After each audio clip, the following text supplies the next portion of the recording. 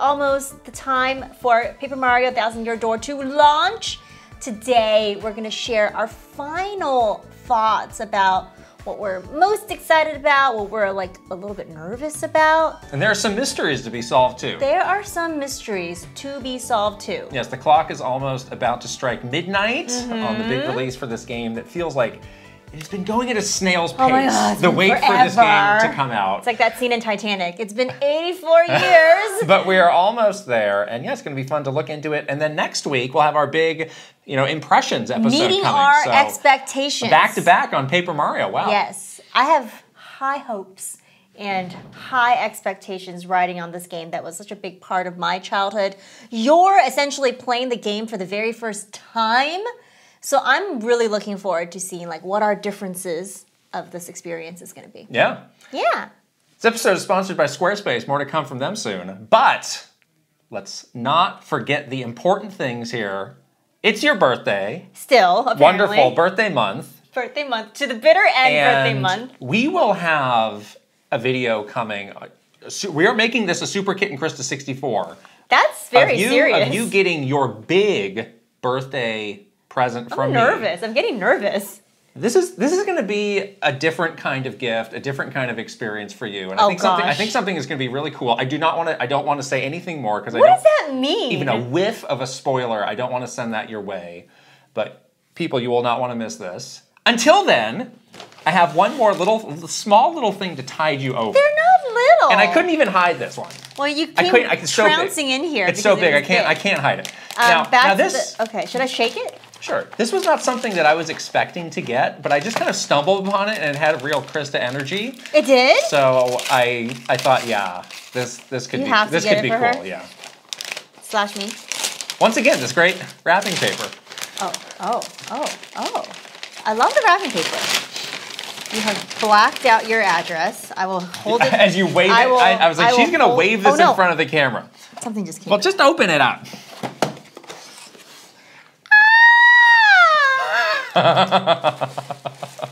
What does that sound mean? Oh boy. I don't want stuff people to falling. See. You didn't really black out the address. It's blacked out enough. Get us out of here. There's things falling down. They're like hooks and stuff. Look at it.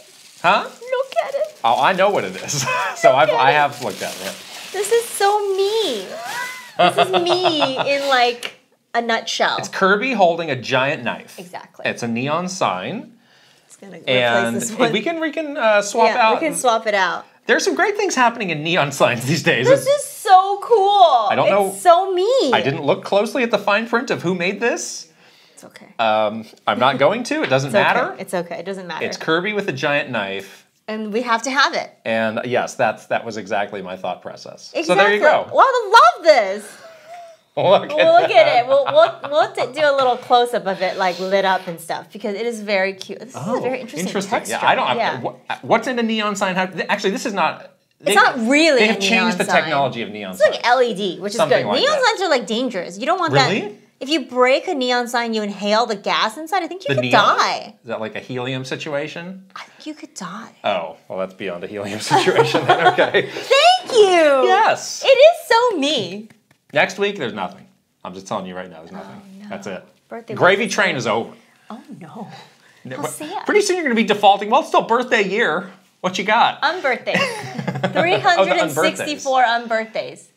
You've had more than one birthday the way this month has been going. All right. We had a busy week on our channel. We got some great stuff. We really are busy. We just posted our Amiibo collection video, which was a lot of fun. This was really the hardest one of these videos to do. Yeah. There's just so many. So much stuff.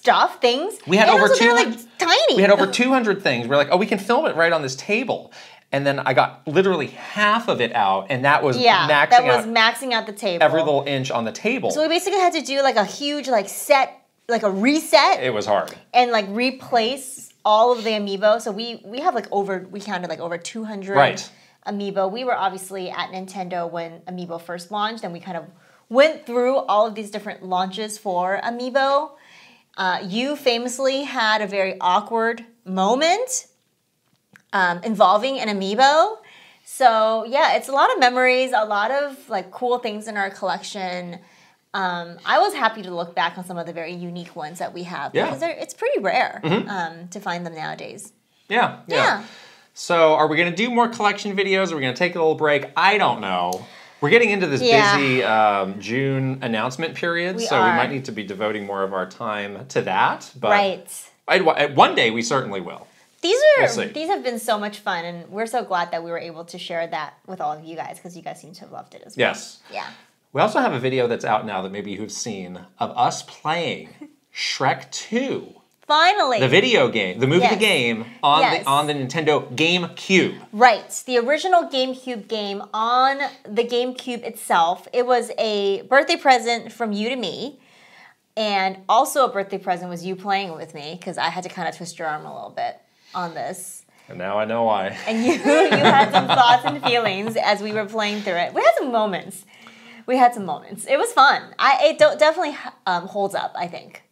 Interesting. Yeah, we played just straight through uncut for the first hour or so. You can check it out. I told you I had an interesting piece of Shrek trivia. What's your trivia? To share with you. Tell me. So, tell me everything Shrek 2, the movie, came out almost exactly 20 years ago. Like, we are within a couple days of I did see something about that. And that is a pure coincidence.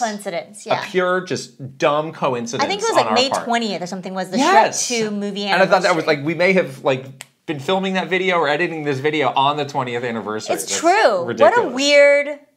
What a weird thing for that to happen, right? That's funny. Right. But yeah, I still have a very soft spot in my heart for Shrek 2 and all the Shrek movies, and also, of course, the game was like something that I just loved. So it was fun to go back to it. Yes. Coming last but not least this week is finally the big spoiler cast. Oh my gosh. For Metal Gear Solid. It's going to be big. I've been holding back. It's going to be exciting. My thoughts. We're going to put on our best sneaking suits and talk about this game unfiltilted for a long time. Loser has to army crawl around the office. How do you lose a spoiler cast? I don't know. How do you lose a podcast? Have you ever tried to do it? I was telling you that after I beat the game, I was like, how hard can it be? You know? Pretty hard. To do this? Yeah. Like, I could do this. No problem. He's always crawling around, you know? So it's like, how hard can this be? So I tried it. Like, I was like in my house and I was like, I'm going to try it. I only got like 5 feet or whatever. Yeah. Like I could barely make it to the end of the hallway. You're gonna get lasered. It was so hard. It's such like a physical demand to crawl like that. I'm aware. How did you know? I think so. Just look at it. Just like literally on the ground. You can move your legs like too. A snake. So what? Like you can move your arms and legs. The fact that you cannot like separate yourself from the ground makes it's really hard. Makes this hard. It's really, and I don't know how he would do it on like non-hardwood floors. Because non-hard, yes. It's like really like there's a lot of friction. Like you're gonna get like a rug burn. International spy missions happen on hardwood floors. Of course, yes. So anyway, that's coming out. That is, as always, a Patreon exclusive piece of content. So you can either subscribe at the notification squad and up levels, or you can get it as a one-off piece of content from our Patreon shop. Yeah. So we will let you all know when that is up, but trending towards the tail end of the week. Yeah. It's exciting stuff. And then, like I said, we're getting into this June period, which is busy for a number of reasons. We are going to be at Summer Game Fest, the hands-on event. Yes, the that play they have days. Going on. Yes, and I think we're really surprised at how quickly our schedule for Summer Game Fest this year just like exploded and filled up. It seems like it's crazy. It seems like it's going to be a big event. Yeah, and it really does. And we've been to that event the last couple years, and we have a bit of a different thing that we're doing this year, which is we are road tripping down to Los Angeles. Because I'm so excited.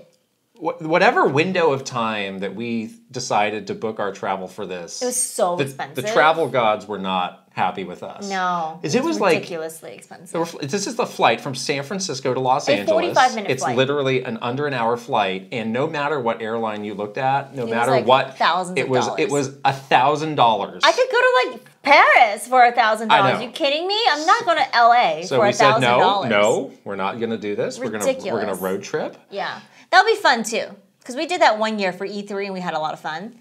So this will be a good little... Well, I'm going to vlog the whole thing. Right. So that's just going to be fun for you guys to see us road tripping down and then getting there and checking out a ton of stuff. Like, again, the show just feels bigger than ever this year as well. So I think there's going to be like a lot more people there and games there that we can check out. So I'm really excited. Yeah, looking forward to that, and that's coming up real soon. I'm not going to be like the guy at Nintendo who did a daily countdown, had a giant printout every day on his door. Roll my eyes. 13 days until E3, 12 Why days would you until do E3. this? It's like mental warfare. Yeah, what was the point of doing that? It's to scare you. To scare people? To scare you into what? working harder? 24 hours a day, which is it's like some kind of like weird Wait, I can't slack during E3? I'm taking a vacation. I can't just goof off? Remember when like during E3 time, if there's ever a sniff that you're taking any kind of vacation or even like one day, like, oh, I need to take one day to do like something. Like my sister's getting married. Like, I'm a bridesmaid. I need to take one day, and that it would be like the world was ending. Well, that's probably like some sort of an HR violation, honestly. Yeah. But yeah, it was literally like you asked for like the impossible. Like how dare you even venture to ask for this? I mean, there were some things that were like unwritten rules. This was like very much spoken. Like, you can't do this. And the reaming you would get from people if you even like suggested that you were taking a mere one day or half a day off during that block of time, it was like, no one ever even thought about it. You never even thought of it to ask. I did do away with that the year that I was the E3 lead. I was like, people can live their own lives. It was too late. We were all you took some time off. What do you mean? We were also traumatized at You that took great point. advantage of this wonderful policy that I created. Well, it was in your birthday month. It was during my the problem was it was during my birthday month where we were unable to take any time off. So I had not. I'm going to reinstitute that policy right now. No more vacations for you. Take that. Bada bing. Bada bing. Who says bada bing? But yeah, it was weird. It was a weird unwritten / like written rule at Nintendo. Yeah. All right, well, let's not wait too long to get into our great final pre-launch conversation final thoughts about Paper Mario. But first, like I said at the top, this episode is sponsored by Squarespace. Thank you, Squarespace. Squarespace is the all-in-one website platform to help you stand out and succeed online. Whether you're just starting out or managing a growing brand, Squarespace makes it easy to create a beautiful website, engage with your audience, and sell anything from products to content to time, all in one place, all on your terms. Yes, we have been revamping our consulting website. That's right. There's some new Squarespace tools that I really love using. There's so many tools to help you with all of your design, but also to help with your discoverability. Yes. Which is so nice. And that's what we've been working on the consulting side, not only updating it so that it looks great, but also so people can find it. Yes, I do really like that Squarespace has these dedicated SEO tools. Right. Because honestly, that is not something that we spent a ton of time doing, in an official capacity in our careers before. So it's been good to have a bit of help with that and make sure that, one part of it is making a great website, and Squarespace helps you do that. But you do need to have people be able to find it, and show up in all of the right searches. So that goes a long way. It does. And they do a really good job because people are probably viewing your website from all sorts of different devices. Yes. And we were trying to figure out how to, really optimize ours for mobile. And they had all these tools that could help you not only make it look nice on a mobile, like on a phone, but also for people to if they're searching on their phone or doing some sort of search, it actually is optimized for that device. Right. So really cool kind of tools, things that, we know nothing about, and it's great that Squarespace can help us out with that. And you're a bit more advanced at this stuff than I am, but I appreciate drag and drop simplicity when it comes to actually building the thing. Yeah. You don't need to get into the HTML or the blah, blah, blah. Oh, that's hard. I don't know what I'm talking about right now. That's drag really and hard. drop. Yeah, they have this fluid engine. It's really easy to do all the stuff. You drag and drop. You can, just very easily design something without knowing all the code that I don't know. So it's great. And finally, Squarespace knows that video is an important part of a modern website. So there's so many different things you can do with video and make videos look beautiful. You can even sell access to your video by adding a paywall. Imagine that. Wow. Wow. That's cool. So Squarespace has level really stuff. got it all figured out. So head to squarespace.com for a free trial, and when you're ready to launch, go to squarespace.com/KitKrista to save 10% off your first purchase of a website or domain. We are going to put the link right over here and also in the description below. All right. Are you ready for this Paper Mario Thousand Year Door final thoughts? Yes. Please take us through this. We have made a list of all the stuff that we have noticed through videos, tweets, updates. Yeah, Nintendo has been sharing some good info about this game. They made the big sort of overview trailer, which had some new things in there. They also did a round of previews, and a lot of media were able to post some gameplay, and we noticed some things from there. But there are some new features that have been added to Thousand Year Door that I'm excited about. You, I think, are just going to be experiencing it for the first time, so you'll just get hopefully like a very complete experience now that things like this have been updated. Well, again, I have said in our last conversation that one of the things that I am slightly worried about is the game feeling its age, feeling that 20 years. So the fact that they're putting in some quality of life things that more experienced players like yourself feel good about. I'm gonna appreciate it. That makes me feel great. Yeah, some of the features. Because I don't want to deal with that stuff. yeah. Some of the features from before did feel a bit clunky, and I know that they have probably taken some time to like think through that and add some quality of life stuff. So the first one is the partner wheel. So we did see this in the overview trailer. Before, you have to go into like a menu and then switch out the partner. Every time? Yes. Okay. And now it's like this very easy little wheel that pops up. You can just rotate that around to select the partner that you need to use to solve a puzzle. That was important because there was a lot of stuff in the environment that you needed to use different skill sets from your partners to do. So you're doing that pretty often? You're swapping between them? You are, yeah. Okay. That sounds tedious. There's definitely like sections in the game where you are with one partner for a long time because you're like kind of doing their story. Yeah. So it kind of splits off into like you and this particular partner are like kind of on a story arc together. And you do keep that person in your party for like, like a chapter or 2 chapters or something like that. But there's stuff in the world that you might need someone else for. Like there's like secrets or little things, little collectibles. Maybe you find a badge somewhere that you might need to switch to a different partner.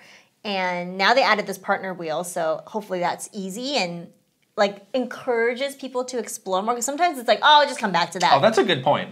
You know what I mean? Yeah. Like I don't want to do this right now. Because there's so many things to collect that you might just miss it. That's a very good point. Yeah, so I'm excited about that. I did not 100% this game, so I kind of am looking forward to. I know. First of all, shame. Exactly. Let me just shame. But now with this feature, I think it will encourage me to explore more and collect more. And there's like new badges and stuff, so that could be a fun motivator. Since we've been playing so many GameCube games recently, like menus have come a long way. What was X-Men Legends, where it was like to get to your character customization screen, which you're going to a lot? It was like 3 steps down. It was like a nested menu, like 3 things deep. Like, why is there not a button to just take you through this? So not even having to go into menus. Yeah, and then like when you're in multiplayer mode, you cannot press the button. Right. The person that's up, like you couldn't switch between who is customizing who. It was very clunky. Yeah. So glad that they fixed that. They did add some fast travel. I am looking forward to this because the backtracking, again, could be a little tough. And there's certain things like NPCs you need to see in certain areas to turn in stuff. Oh. So it's like, I need to go to this person to like get the badge, or I need to go to this person to get this item. So it's like backtracking the whole thing is like kind of hard, So before you literally had to just hoof it? Yeah. Oh. So now you have this, I think it's called a pipe room fast travel. So that's kind of nice. That sounds good. If you want to walk around. That sounds good. I think that's fine too, because you probably find more things when you walk around. But again, it encourages... I have an unrelated question about this. Do you need to grind in this game? Not that I remember. Or is it pretty much like matched to what you're encountering? I don't even think that game is that hard. Okay, because I'm trying to think, like, if there is this backtracking, like, is there some benefit to doing those, running into enemies over and over and over? Not really? No. Okay. I don't remember having any problems with, like, the boss fights or any of that where I felt underleveled. I never felt like that when I played this game. All right. So it was very, like, more so for story and stuff versus, I think, like, let me just like make it so hard for you to defeat this boss, you know? Yeah. Yeah, so that could be nice. I mean, yes, some people don't like fast travel because they want to, you know, explore, and that's totally fine too. But yeah, if you have the option, that's nice. Like I know I'll use it. You're gonna use it. You're gonna I'll use definitely it, use a it. lot. So yes. Okay. There is. You'll like this too, I think. I'm very excited. So for this. Goombella is like your little like companion throughout the whole game. Like she's a partner, but not in the sense of like you swap her out. She's always with you, and she's sort of like your little like hint person too. So if you have a question, you can ask her. She also like has a little like book that she keeps, like a log of everything, and I guess they improved the hint system. I don't know what that means exactly. It just says like it's better. Maybe she gives you more obvious. Does Goombella have hands? How is Goombella keeping a diary with no hands? I don't know. It's just like a little like. Hey Siri. Oh, hey Siri. Take a note. Yes, exactly. It's like some kind of AI. We have not done the Krista Goombella photoshops yet that I really would like to see. We should do that for this episode. Sometimes lately when I look at you, I just see Goombella. Really? Yeah. That's a compliment. Oh, is it? I think so. I like Goombella. We should look at Okay. her. She's very cute. All right. The little hair. Get the little hat. A little Some hat. sort of a hard hat. Yeah. Hard hat. Yes. A little Okay. like, explorer hat.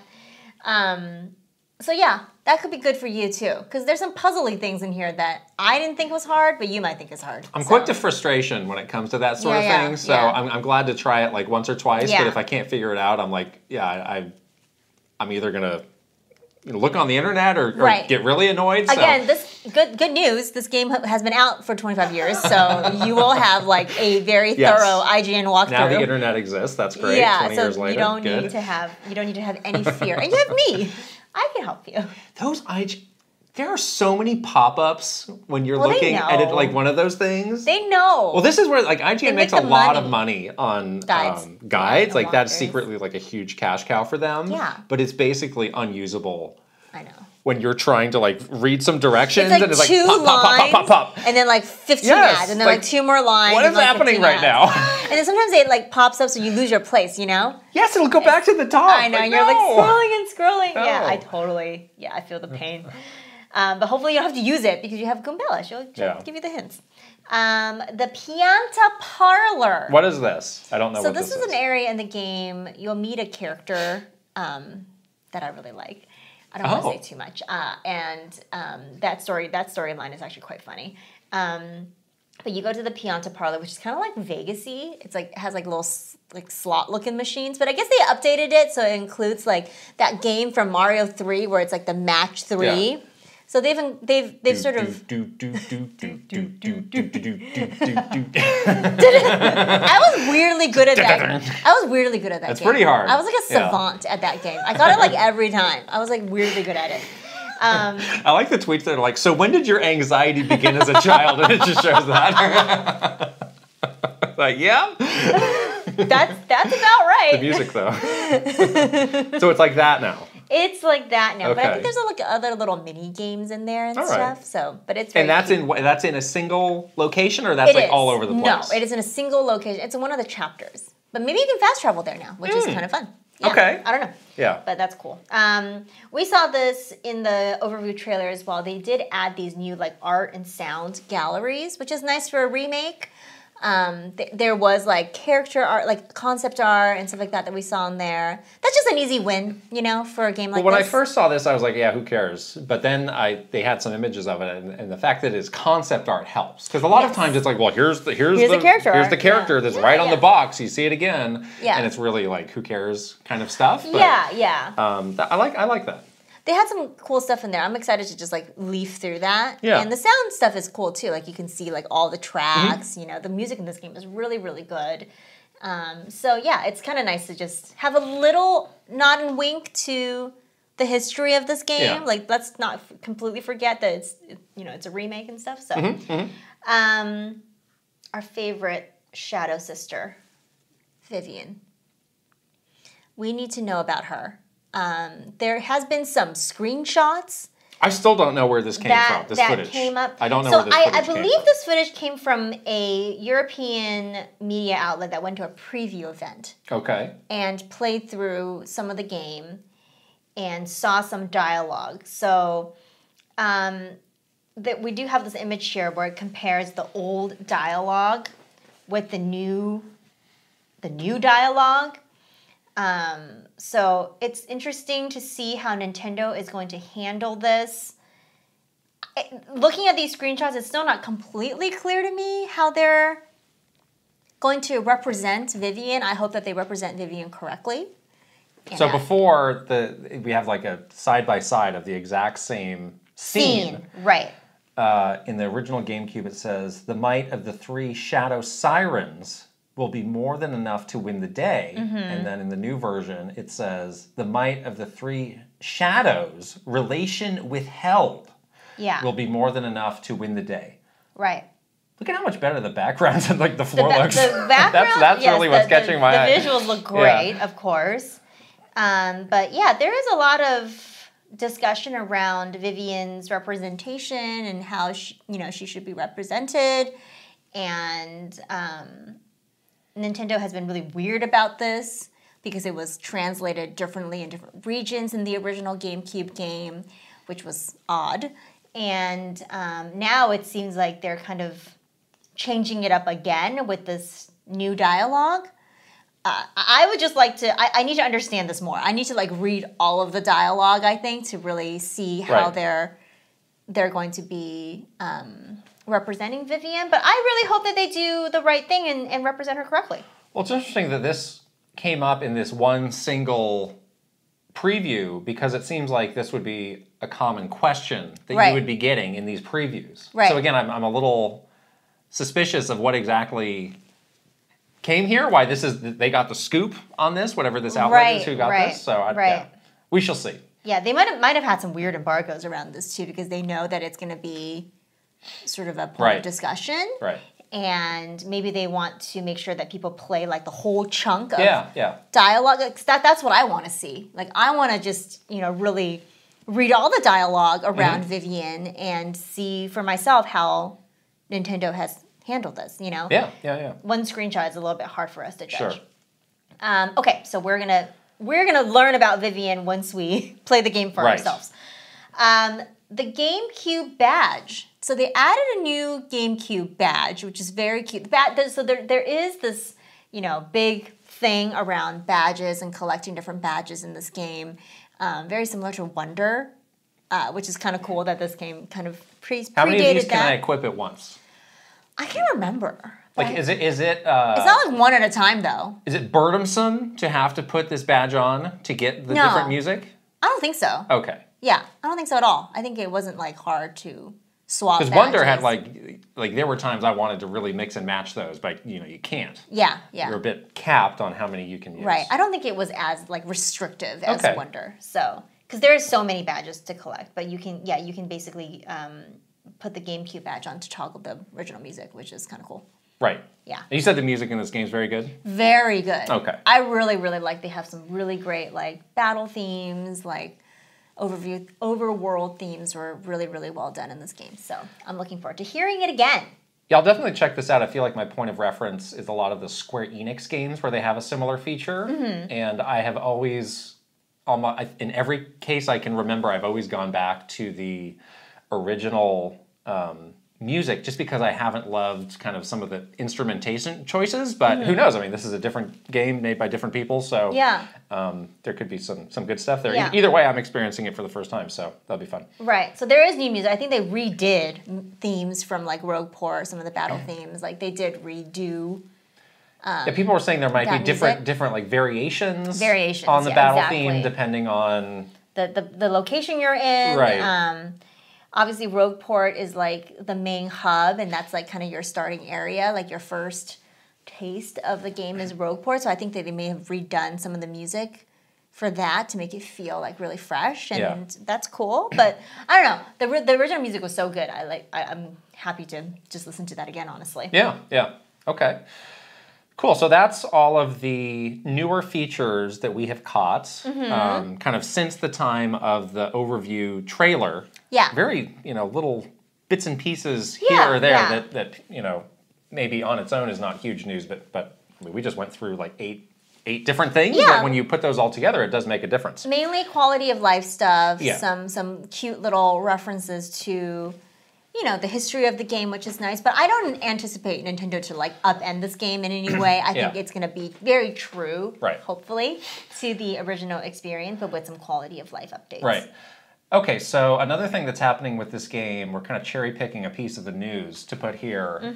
This very strange pre-order situation, and we've had a lot of people tagging us in tweets and saying like, "What do you think's going on?" And we haven't said anything yet because it's a bit odd to us as well. And we don't think there's like a slam dunk. This is definitely what's happening. But we're glad to definitely put out some thoughts on this. So basically.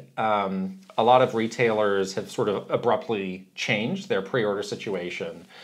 So we have this tweet from Nintendo that we're looking at.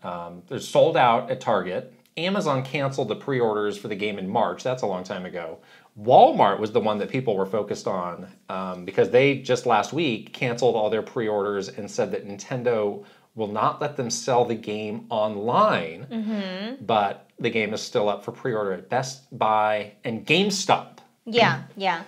When I first saw this, I had thought that it was just Walmart that was canceling it. And so I thought maybe that it was on the retailer side and not the Nintendo side, like the retailers. On the Walmart side, you mean? Yeah, could have had some kind of reason to do this. But now that it's more widespread, I don't think that's the case anymore. Some people were like, did Japan, say something to Nintendo of America around pre-orders? They don't typically do that. So I don't think it's like some kind of weird mandate coming down from Nintendo, parent company in Japan. So I don't think it's that. Sales is one of the things that they're the most hands-off. I was going to say people in Japan about. Yeah. They really leave the sales team alone because they don't understand the retail situation. Anything goes in sales. I know, they're like the Wild West out there. Wheeling and dealing, anything goes. Wheeling and dealing, the big bucks. I don't want to know everything the sales team is getting up to. Wining and dining. I really don't want to know. Yeah, they're like always on the road doing something strange. They're getting up to some stuff on the sales side. Yeah, I mean, if you just look at that, you say, oh, won't let them sell the game online. It's like, well, maybe they're worried about leaks or something. But it's like this game is this is a re-release of a game that's been out for 20 years. Exactly, so it's not. If it was another game, maybe that's a conversation that you could have. But in this case, it's not. It's not that. Yeah. Something that happened often when we were there and that we would always get updated on and was always like more of a behind the scenes thing was there would be some sort of a hiccup with the logistics of getting the product, which is mostly made in, somewhere in Asia, shipped out to the United States. And most of that stuff actually came over literally on a boat. Right. Like you might think, oh, well, it's so much faster, just put it on an airplane, but it's like exponentially more expensive. Also, there's like some crazy customs that you have to deal with. So it is really not like good business sense to ship things by air unless there's like an emergency of like, oh my God, we have to get this. They have done that once. They do it on occasion. A couple of times. Where it's like, we will have nothing. There is no choice. So they had to air freight it and it was extremely expensive. Right. And like during the pandemic, there were a lot of cases of like, ports were closed or they didn't have enough people and like remember the boats were just circling, like you could see it out your window when you look out into the bay. Like, they were just like docked and they wouldn't allow to leave or come in. Right. So this is where my mind goes, and again, this is just a hunch, but maybe there was some sort of delay or issue or again a logistics hiccup. That can happen. Of getting all of the quantities in by day one. Yeah. I can see that. GameStop, I mean, is GameStop even a viable business at this point? They're not going to cancel anything. Whether they have it or not, they don't care. They might not care. Right. Nintendo also might, like their distribution to different retailers obviously vary. Where they are going to be, this is like super obvious stuff, but they're going to be giving retailers that have a larger quantity of people buying physical. And I would argue that GameStop and Best Buy maybe are those two The Walmart customer is not a physical customer? Maybe not. Maybe that's what Nintendo thinks. Like Walmart is more like quote unquote mainstream and like Target, in Nintendo's eyes are mainstream. It's like grandma's going to Target to buy you Paper Mario for your birthday versus like Joe Gamer, who's been a Paper Mario fan for 25 years is standing in line at a GameStop to get the game day one. So they might have had very small quantities to Target, Amazon, Walmart, but more quantities to promise the best. The Amazon thing, whatever the actual reason is, I think the Amazon thing is different because that happened months and months ago. Yeah, earlier. I think that may have just been like a butting of heads of, they angered each other. Business terms or something like that. The wheeling and dealing for Amazon did not go well. That would occasionally happen, and it was like who's going to throw their weight around now, and like Amazon is a company that's calling your bluff, going to do a jujitsu move if Nintendo's throwing its weight. They're like, we got some weight too, so take this. Yeah, take down. So it's definitely strange. It's definitely some last minute anxiety that people don't need when they just want to get the game and they've been waiting for so long. So. Yeah. Are you getting this game physical? I forgot to ask you. No, this is probably my final voucher game. Okay. Yes. Great. So you're getting a digital version of it. I bought one more set of vouchers for, I think Princess Peach was the first game and this. Okay, great. And is that the last one? We'll see. Okay. But nice. Yeah, that's what I'm going to roll with. Yeah, I think I'm going to do obviously digital just so I can get it like the stroke of midnight on launch days. I can start right away. Right. Because I'm excited about that. And this is an earlier launch, remember. This game comes out on a Thursday. It does. So I guess Wednesday. At 9 p.m. Wednesday night. Yes. It will be out. So that's nice. It's very nice. People can remember that. I've been dabbling around because I've been waiting for this game to come out to play it. But yeah, hopefully this situation doesn't affect you guys too much and you still will get your game, as soon as possible. I mean, it doesn't help that there's just no information on what's going on. I know. It's just a bit like of a mystery. Everybody's just zipped lips all around. That's never great. Yeah. Okay, let's wrap up this with, we've each prepared 3 things about the game that we're excited about and 3 things that we're worried about now that we know pretty much everything that we're going to know before this game comes out. Reviews, we should say, as of recording, reviews have not hit. Reviews probably are hitting in like a day or 2. But I'm not really worried about, is this going to have a solid Metacritic score? I think the game is going to be great. Yeah, it's going to be probably like, 80s, my prediction is? I think mid-80s? Mid-high 80s? I'm going to guess 86. Would be my guess? Yeah, that feels pretty good. Why don't you start us off? I will start us off with things I'm excited about. Why don't you give us one of each? Okay, one of each. Yeah, we'll do them in pairs. Okay.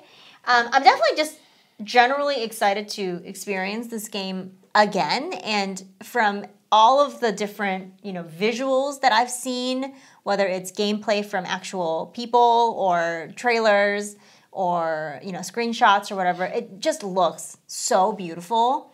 And yeah, even right now when we were looking at those 2 screenshots, we were trying to look at the dialogue, but we were actually looking at the backgrounds. Right. They look so good. I think that this game had such a unique visual style at the time, but maybe the technology made it so that you can really show it off, but now you can. So yeah, I'm looking forward to that. And no, I don't care about the 30 frames per second. Stop making fun of me. I don't care. I think that's. You sounded like you cared a few weeks ago when we talked about it. I was just fake wondering. Outrage? Is that what the concern trolling? Is that what you were doing? Wondering, but I don't care about it. I think it's gonna look great regardless. And yeah, I'm just looking forward to seeing like this again, but prettier. Okay. One thing I'm worried about is I am a little bit worried that the battle systems and puzzles won't hold up to today's standards because.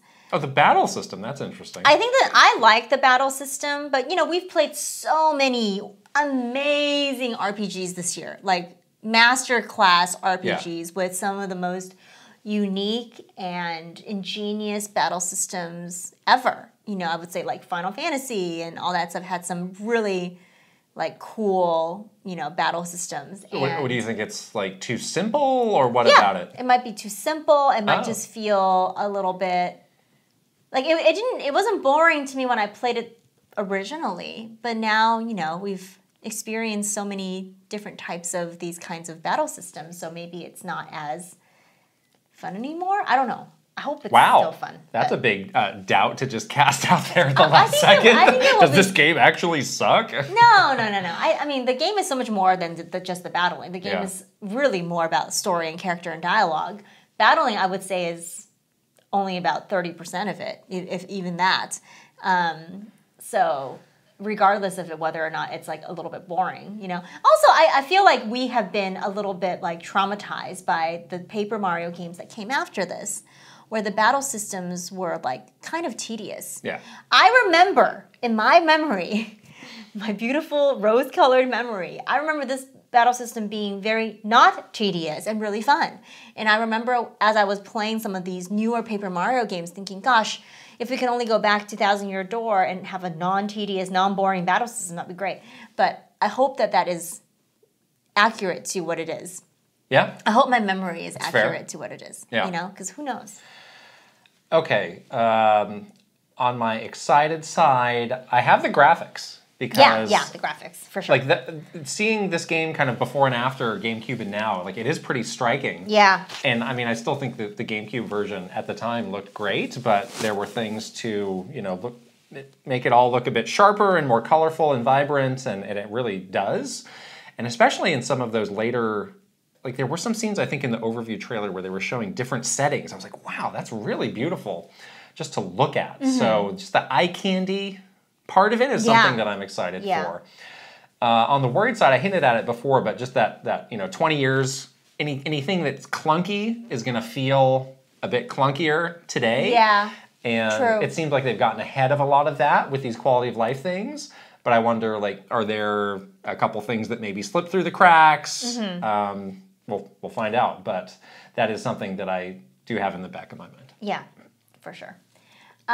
After kind of doing the summary of all of the new features, like especially the quality of life stuff, I am excited about that. Like, as someone that has played this game before, like, I wasn't really looking forward to doing some of the tedious things again, but it seems like they really did, you know, do a good job of hopefully, like, fixing some of those things and making it feel modern, and also, like I was saying, like, giving you motivation to explore even more by the quality of life stuff that they've added. So I think that's going to be nice. I think it's going to make for a really nice just gameplay experience with all of these new quality of life changes. So yeah, I'm excited to play the game again, like, with these things added, because I think it's going to make the experience better. The worried part, I am a little bit I don't know. I don't think this is going to happen. This is just like a silly thing to worry about. But, like, what if the story is not as good as I remember it to be? Oh. The story I remember being so just, like, such a standout. There was obviously the surprise element that you don't get anymore because I've played the game before, like, multiple times. So there is, like, these reveals that you won't get to experience anymore, which might affect it a little bit. Like, some of those story arcs really took, like, some emotional turns that I wasn't expecting when I played the game the first time. So I won't get to experience that again, but I'm just hoping the story, like, really holds up, because it has been 25 years and maybe, like, I don't know, maybe our tastes have changed or something. Okay.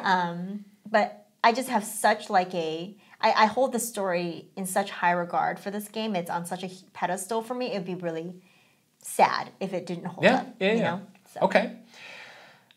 Excited on my side is just the kind of humor that the game has. Yeah. And, you know, this always gets pointed at as the pinnacle of, you know, Treehouse game writing, and, you know, knowing those people and, like, Nate Bildorf specifically, like, just hilarious people in general. So I'm curious just to see that, but also to, like, you know, we know this person, so it's like you can kind of almost hear his voice, his personality, saying some of these jokes, or you can feel his personality coming through. So I'm feeling very confident that you know, this game will still be funny, and I'm going to enjoy that side of it. Yeah. The worried side, I have fan discourse. Oh. Because the Paper Mario fandom has perhaps proven to be a bit volatile over, you know, the recent releases, and maybe it's just, you know, grumpiness over these last games not being very good, but, you know, that whole point of, like, oh, this game was never good in the first place, or, you know, just some kind of, like, infighting. It's like, I'm not getting involved in that. It's gonna annoy but it's just you going to be annoying to see it. It's like, just play this game. Let's all relax. Or, you know, people, like, hand-wringing over, like, what is the future of this? Like, I saw, like, some ridiculous conspiracy theories with that pre-order thing of, like, oh, Nintendo's trying to tank the pre-orders because they don't want this game to sell well. It's like, all right, we are so beyond reality right now. Ridiculous. We have spun into outer space. So I'm just focused on enjoying the game and playing the game, but I know I'm going to come across this stuff and it might annoy me. That's true. Yeah, I didn't even think about that, but I'm worried too. Let's not do this, guys. Let's not do this. Don't ruin it, okay?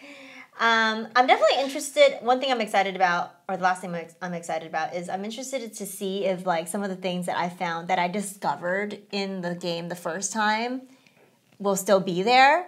Like a lot of funny dialogue and things like that, characters, NPCs that you talk to say like the greatest things. I want to see if all that stuff is still there. There's just so many little details. Where do you think it went? I don't know. Maybe they changed it, or I don't know. I have no idea. But I'm excited to like rediscover. Like, oh, I remember this guy. You know, like, oh my gosh, that thing was on the wall before too. Like that kind of stuff. I think will be fun to be like a little trip down memory lane and see like all the just kind of. If you feel like you're like going to like a high school reunion or something like that, and you're reacquainting yourself with these people that you haven't seen in a long time. So that's gonna be nice. I am a little bit worried. On the flip side of that these characters, because they were written, 25 years ago, 20 years ago, that they might not be as relatable now. So we'll see. I think that they are unique and, just like sort of not like rooted in the time, that they can be like timeless characters. Goobella's going to get canceled? Is that what you're saying? No, not canceled, but like, what if she's not relatable? No, she probably is though, so it's fine. What are you talking about? It's like, what if I don't like Goombella in the year 2024? All right. Well, I do have that as my last excited thing of just, these one-off characters that were in this game that you never see again. Like, people do seem to really love them. And, again, like, relating back to the fandom, like, people seem frustrated that, like, those types of characters don't exist in newer Paper Mario games. Yeah. So I'm excited to finally meet them and see what they're all about and kind of come to appreciate them on my own. Exactly, yeah. And I hope that I love them as much as I love them. All right, get off of this. That's what I'm saying. Being ridiculous right now. And then the last thing, I sort of joked about it before, but the question of like, what will Nintendo's takeaway be from this game? Of depending on how it performs, depending on how the fan reaction is, they're always watching that closely. Right. So what is the lesson that they will take away, and hopefully it's the correct one. Sometimes there's always all sorts of theories that get put out there of why did this game perform this way, or why did people feel this way about it. Yeah.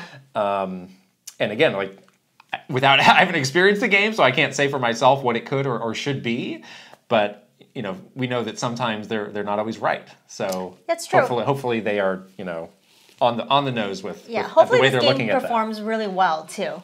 Yeah. I think it will, but hopefully it's a hit and Nintendo can continue to make more games like this Paper Mario game in the future. All right, we asked our Patreon subscribers, of course, we did a poll how they're feeling about the game days before it comes out, and the results are in. 57% say, day one, I am super hyped. Woohoo! That's a pretty good number. 34% though said, I'm interested, but I'm okay to wait in the game. Yeah.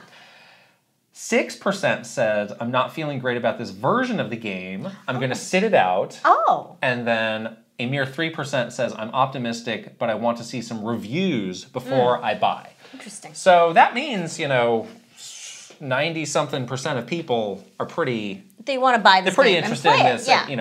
A lot of people had comments about like my backlog is just too big right now for me to jump into something. Which I'm not prioritizing remakes. I want to play new games. Yeah. Right, but I think as far as looking into that as just a general approval rating, that's quite high. It is very high. So that bodes well. Toadette4X says, I was too young yet when the GameCube was around, so now I feel I missed out on some great games. Also, after playing the first Paper Mario on NSO, I have been craving to try Thousand Year Door, but the prices to buy GameCube games, and especially GameCubes and games, are pretty steep, and there's no GameCube NSO yet, so I'm very happy with a chance to play this much cheaper as a remake.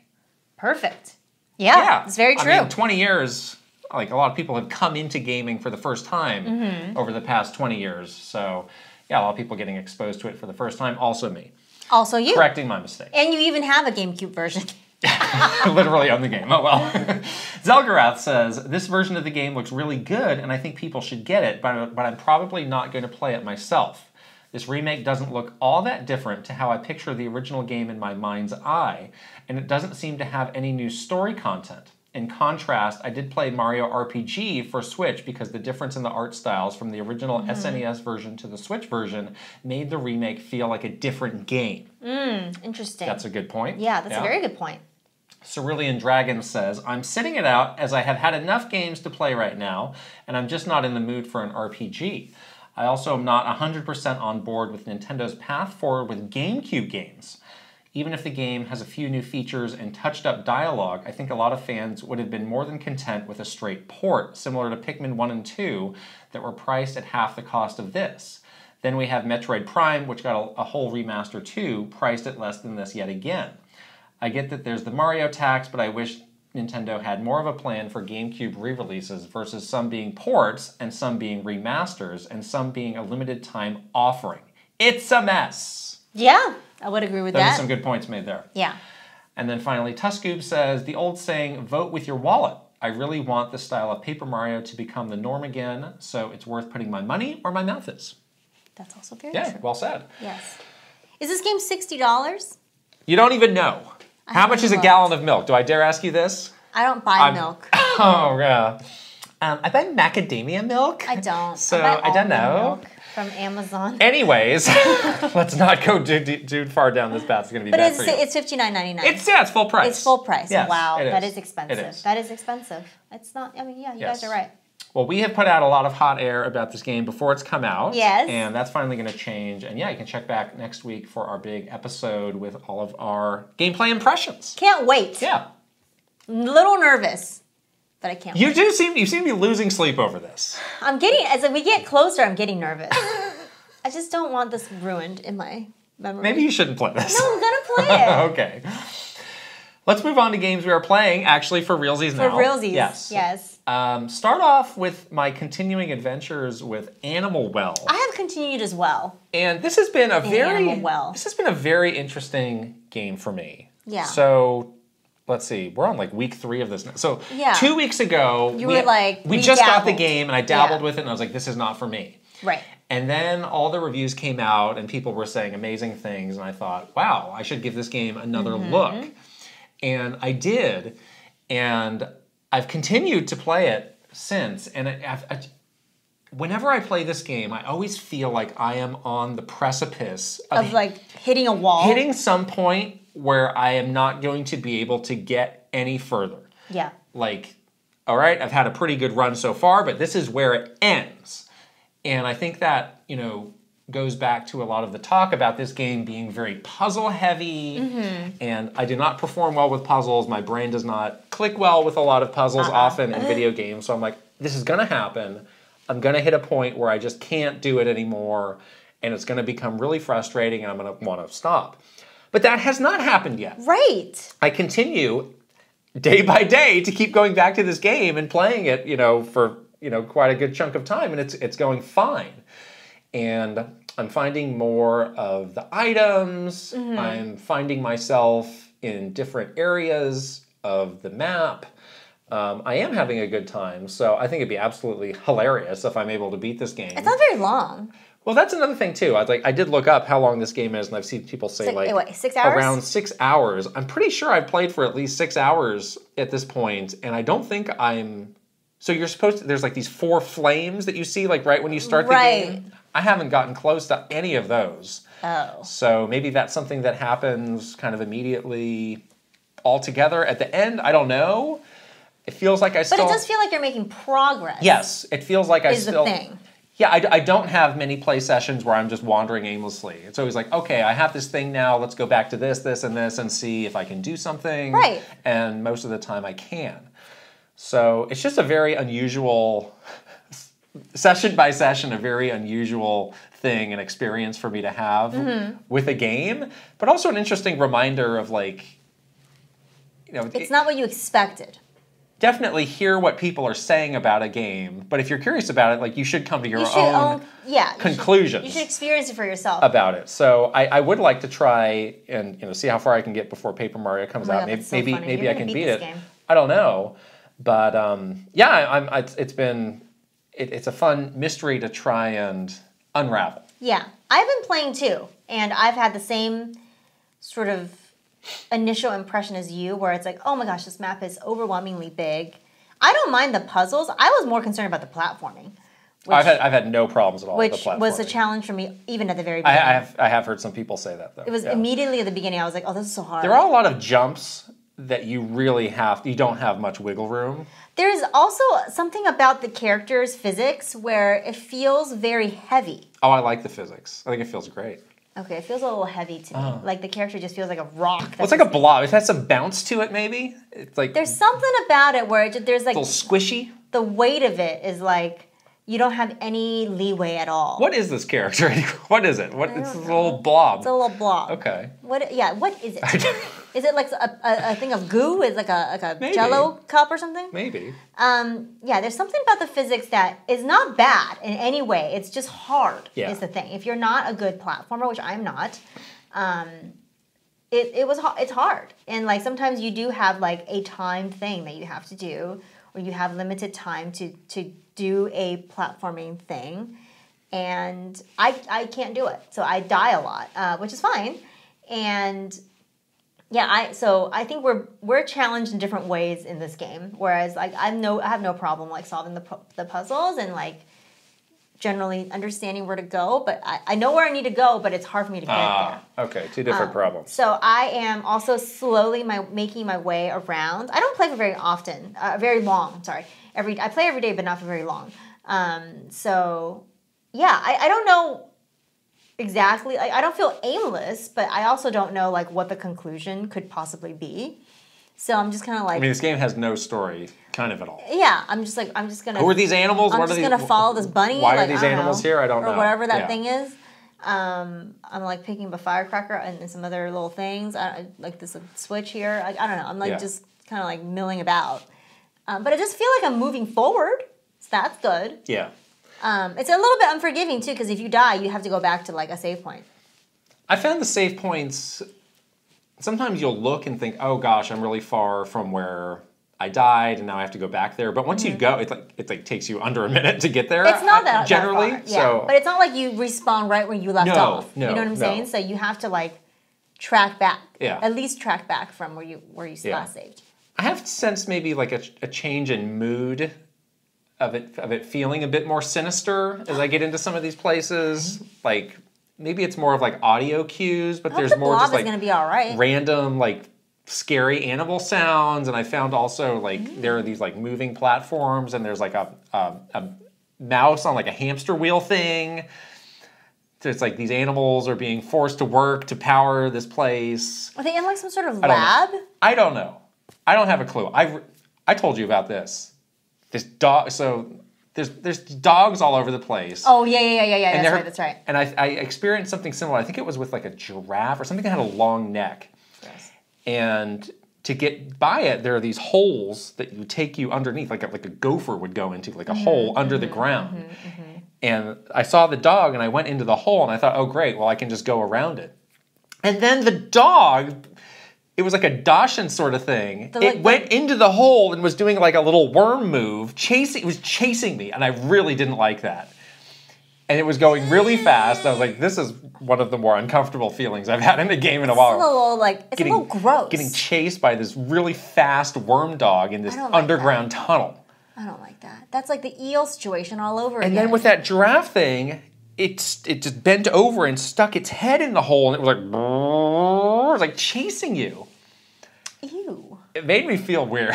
I didn't like it. Ew. Yeah. It's a little gross. Right. But the atmosphere in this game is cool, and it looks really cool. It's beautiful. Yeah. It's really so cool. I do enjoy it on that side alone. Yeah. And just like looking at it. But there is definitely something creepy about it. Like it's dark, you know. Yes, there is something unsettling There's like about sort of like that thing where you see in cartoons where it's like a forest, but you only see the glowing eyes. Yeah. It's like that. Right. So. Right.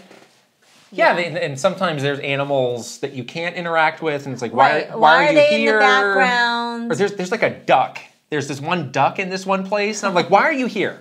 And it seems like there's some interaction you can have with this duck, but I just have not cracked what it is. I've never seen the duck. And then there was this other screen where there's some sort of like something you're supposed to interact with that's like walled off that I can't get to, but there are these two crows in the corners. Oh yeah, I remember that. And the crows are just like cawing at you, and I was like, I'm going to do something with these crows, and I did, and then they pecked me to death, like immediately. Well, I left. So, I was like, yeah. I don't want to be in here. So you got to respect the animals a little bit. In the well. Right, Respect the well So, animals. yeah, it'll be fascinating to see how far I can ultimately get in this. I've heard people say, like, well, once you roll the credits, you haven't really beat the game. But no, for me, I will have beat the game when I roll the credits.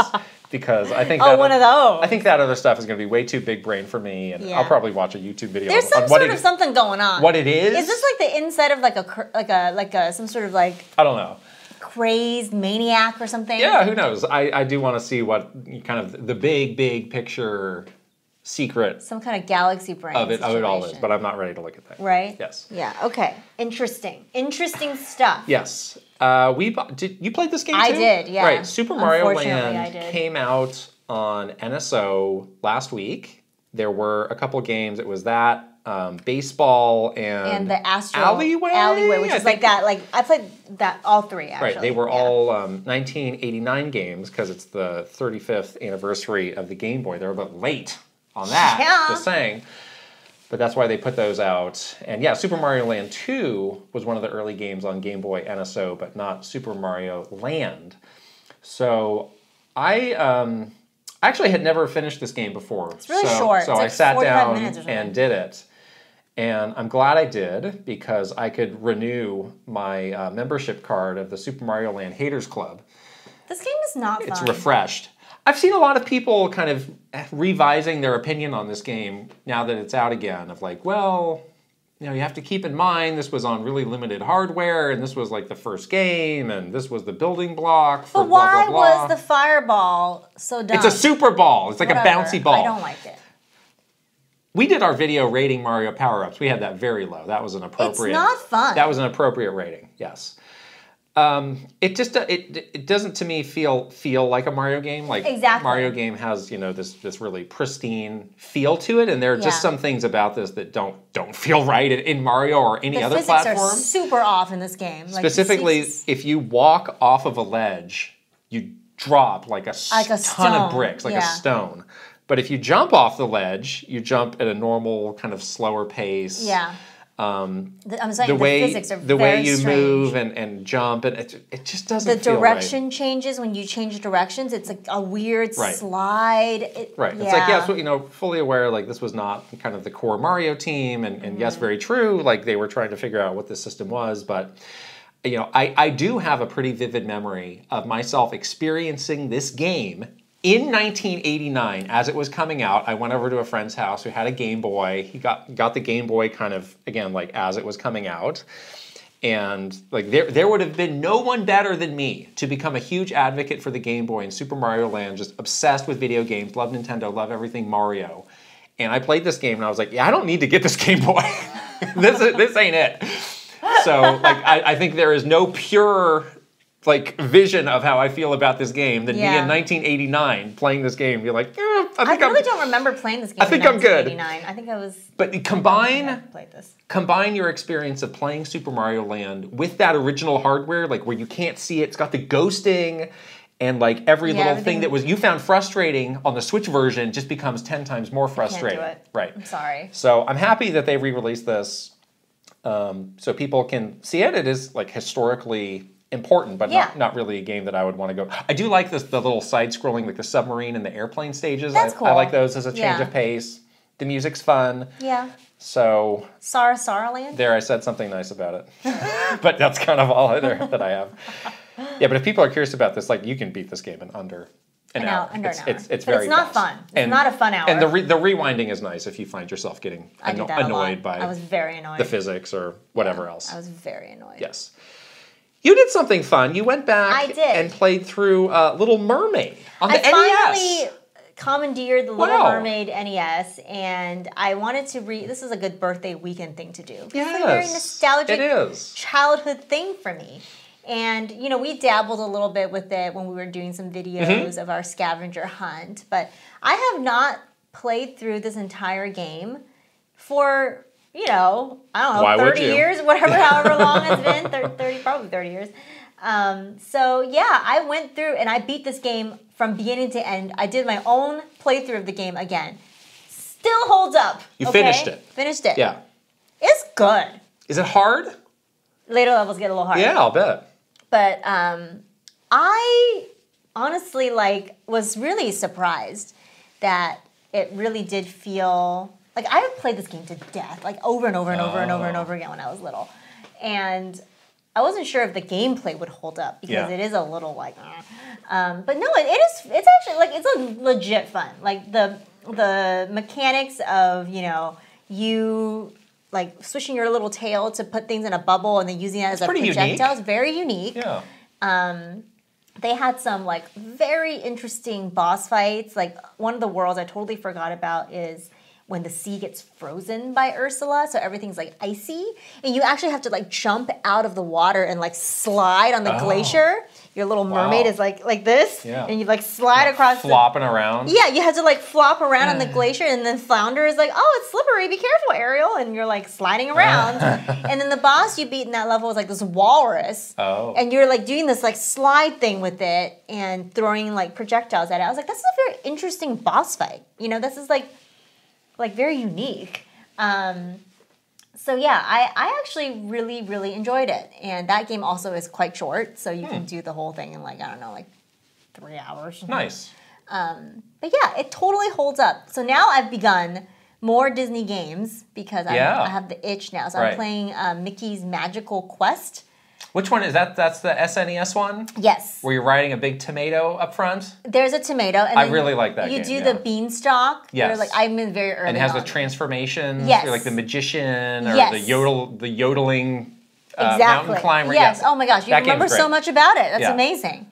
When we got the Retron, I played through that game again. So that's pretty fresh in my mind. But yeah, I remember that game being great. Yeah, so I'm replaying that now because I was in a Disney mindset. Yeah. But yeah, I'm so glad that I was able to play Little Mermaid again. So I was just wondering if it was going to hold up. Are there, do you remember any other Little Mermaid games on other platforms? I don't. Does anyone know if there's... I think there is a Game Boy one, but I don't think I played that one. That might be just pretty literal to the NES version that you played. Yeah, I don't know if they ever made another one. We should look into that. Yeah.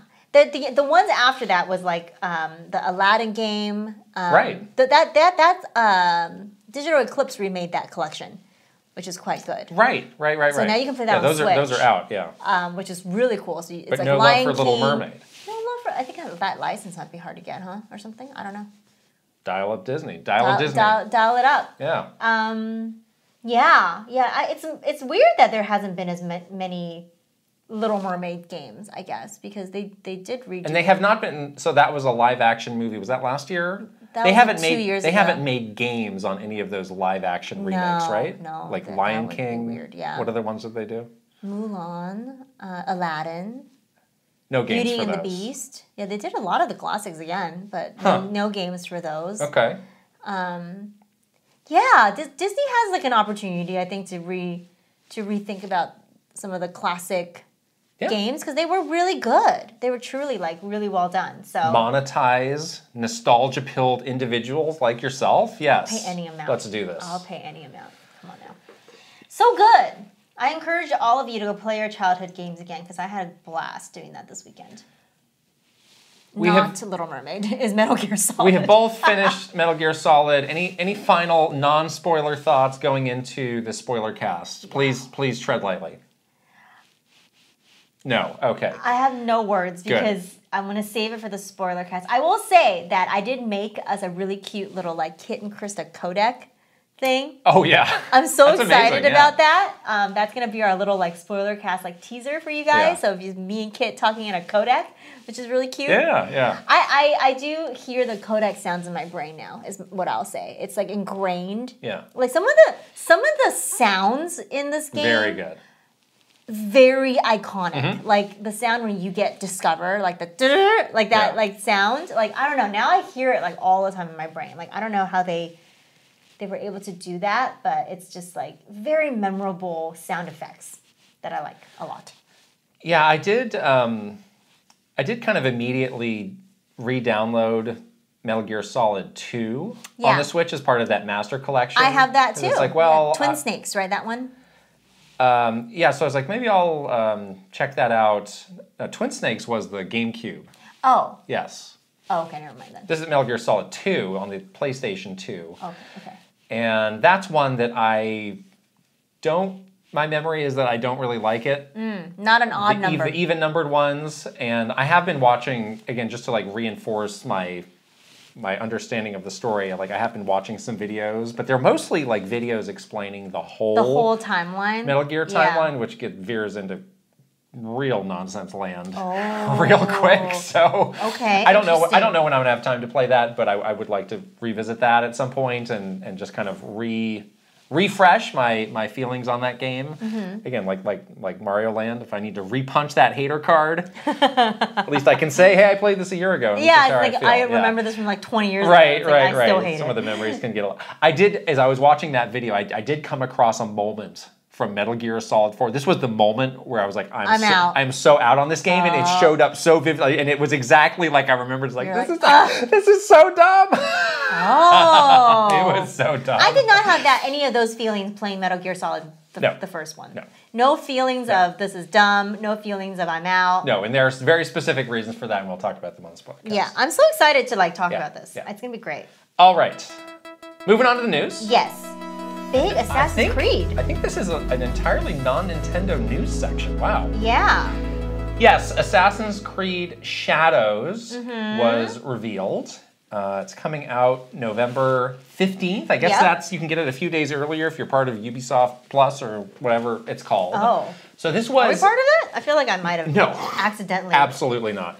Signed up. This was a CG trailer, kind of building the story. There's no gameplay. I have to imagine we will see gameplay in Summer Game Fest or Ubisoft's event is around that same time. So I think this is part one of an extremely long rollout of actually showing people the game. But gut reactions to this trailer. And again, we should say we are both extremely in the bag for Assassin's Creed. Oh yeah, we're huge Assassin's Creed fans. We've played almost all of the games, if not all of them.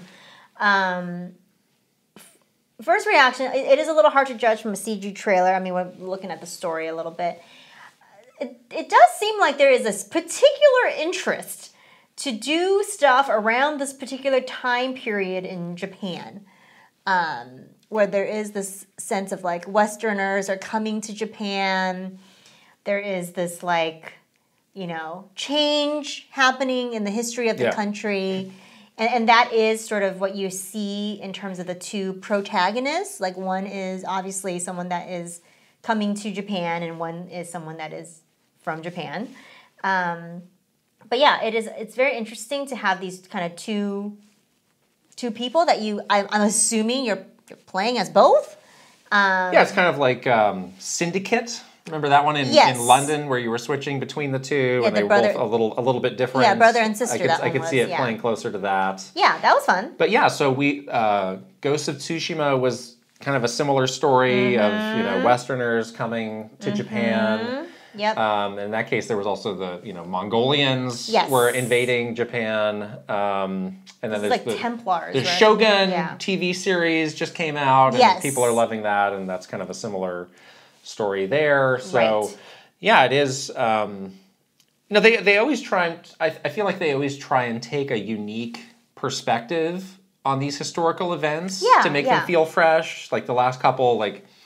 Valhalla, it's like, okay, Vikings, like, well, you're going to be in, Scandinavia. It's like, no, you're actually in England. And we have this whole interesting thing that you may not have known about why they were there and the impact that they had on England, or the Egypt one. Where it's like, oh yeah, we're going to be building some pyramids. Like, no, this is actually way later than that. Right. And now you've got the Greeks and all these other kind of groups converging on Egypt, kind of around the time of Cleopatra. So that's, again, kind of an unexpected take on this. In this case, it's not so unexpected because we've had these other stories, but I think the story of Yasuke, who's somebody who came originally from Africa, is like, it's like, oh wait, that was like an actual historical figure thing that happened. Yep. So I think they're continuing to find their little twist on history to make it even more of an aha moment for people here. Yeah. But yeah, they've nailed down the story happening 15 79. Yeah, when a lot of people were doing exploration on ships. Right, big ships. and I've seen a lot of people, who are, self-proclaimed Japanese history experts really digging into that time. And they have talked about some of the kind of real-world historical figures who will be in this, like Oda Nobunaga and other big names. And you mentioned the whole dual protagonist thing. Yeah. They have said that the map is going to be about the same size as Assassin's Creed Origins and going to focus on central Japan. Okay. And that's good to know because there's been a lot of kind of back and forth of, was Valhalla too big? I would say yes, it was. I didn't explore all of it. I had a really crazy playtime on that once I finally finished it, and I thought it was just probably too much game to put in there. And then they did Mirage last year, which was kind of like the back to basics, the origins of the series. I played that for a bit. It was a little boring after a while. Yeah, so I hope they find some balance, I guess. I have not gone back to any of the older Assassin's Creed games because I have a real hunch that they don't hold up super well. I mean, it held up in terms of gameplay. Like, you're doing Assassin's Creed things. Sure. But it was just a little, bland, it felt like. It didn't really offer any, new twists or new, freshness to it. I hope that this will give it that. Right. This game will give it that. Right. And when they did start, with the Egypt game going in this new direction, that was a really drastic overhaul for the series, but it's worked really well. It has. And the games have been really popular.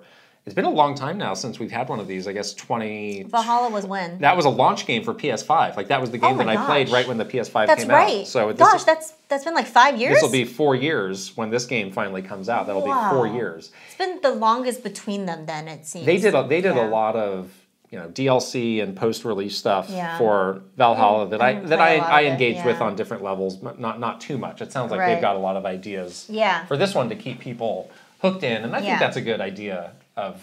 Yeah, this big game, you don't want people to just flash in the pan play and that's it. It's the same similar situation as Breath of the Wild, where it's we put so much effort into making this incredible detailed world, and there's a lot more that we can do with it than the one game. Yeah, totally. I really like the thing they've done of the kind of interactive history book. I love feature. That is so cool. It's it's not about fighting. It's you can just kind of go around and look at buildings and people just and events. Kind of be a fly on the wall in this world and actually get actual historical information on That's the thing I really appreciate about this game is that it is actually rooted in real historic events. Mostly. I mean, they tell you some... Leonardo da Vinci. Yes, Leonardo. I made you a Gatling gun.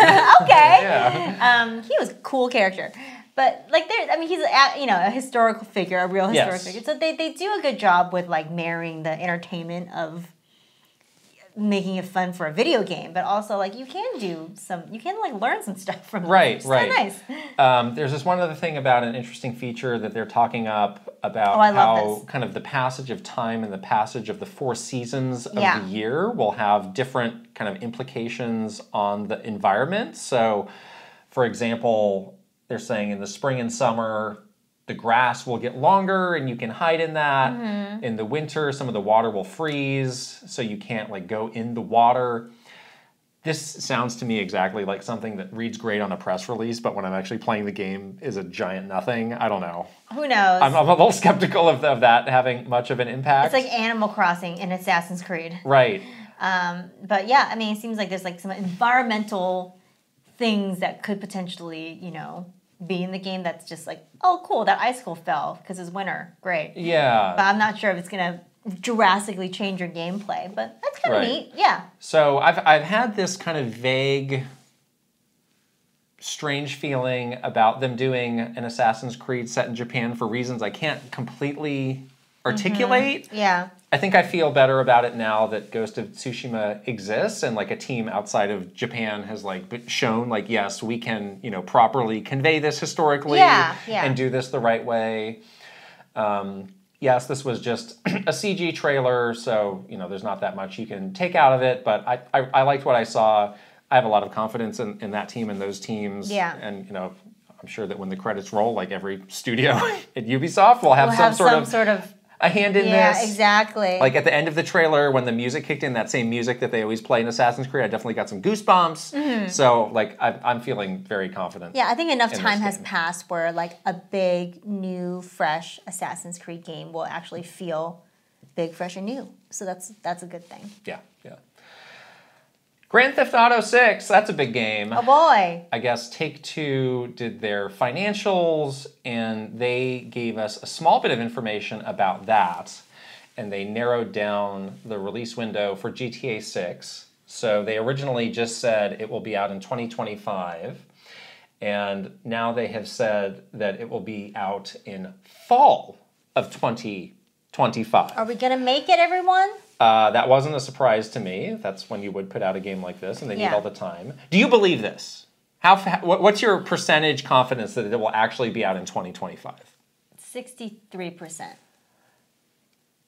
I think it's a good chance that it slips into the following year, just of like how big and how seemingly ambitious this is, and just put it out there. Like, being true perfectionists of like, we're unbothered. Like this is going to be the biggest thing ever, regardless of when we put it out. So you can deal with it. And people will play it when it comes out. Like they're not going to lose anybody because they are delayed. Right. Yeah. And it's going to be interesting to see kind of the overtures of the platform holders, trying to associate themselves. Like remember, before Call of Duty was acquired, it was like, oh, who's going to have the exclusive marketing rights for Call of Duty this year? And it seemed to go like back and forth. It was like this bidding war. Like it's going to be like an unprecedented bidding war to just, oh, can we have your trailer in our showcase? Or they're going to be like wined and dined like no tomorrow. Exactly. And this is going to be like some crazy. And I don't care. Like I already can tell you now, I'm going to be playing this on PS5. But it'll be fun to just kind of sit back and watch as that happens. The reveal snagging, like, oh gosh, it's going to be just like the craziest thing. Right. Dramatic stuff. And remember when Sony did, I think it was one of those first PS5 reveals, one of the games that they led with was a remake of Grand Theft Auto 5, which was super weird. And even over all these years, I'm like, why did that's strange. But like, you can tell, but that's why. Playing the long game. They're playing the long game, like, we're supporting you now. Yes, we love you. We've always loved you. We'll do anything for you. Right, yes. Right. It's hilarious. Yeah, the most popular belle of the ball, as they say. Speaking of PlayStation, I got a couple stories for them. So this is news that broke. I hate when this happens. I do too. It was like moments after we literally, like, we finished recording last week's podcast. And then this broke. Open up the laptop and this news had come out. But, so Sony has appointed 2 people to become the CEOs of the PlayStation business. Not just one. Co-CEOs, it's Herman Hulst and Hideaki Nishino. So Herman Hulst, he was the guy who was in charge of, I think he was kind of like in a role of like Mr. Takahashi at Nintendo, where he's in charge of all the development. Right. And he was previously with Guerrilla Games, who has been an important studio for Sony over the years. So he will be running the studio business group, and Nishino will be the platform business group. So, again, Hulst will be responsible for overseeing Sony's first-party game development. So not really a big change for him in his role, even though he's now co-CEO. And then Nishino was previously in charge of platform technology and experiences. So he is going to continue to do that, but also in charge of third-party relations and commercial operations. Yeah. How do you feel about a co-CEO situation? It's like us. Yes, we're co-CEOs in a 2-person business. Amazing. I feel good about it. I'm just kidding. I mean, sure. I guess maybe you can break it up a little bit so you can focus on like your area, I guess. At some point, you're going to have a situation where these 2 people feel differently, and a decision needs to be made. Yeah. How do you make that decision? I don't know. Flip a coin? Flip a coin. Rock, paper, scissors? Call Daddy and Sony corporate? Yeah, that's what happens when you are kind of in this like situation where you're basically doing review by committee because you have 2 people.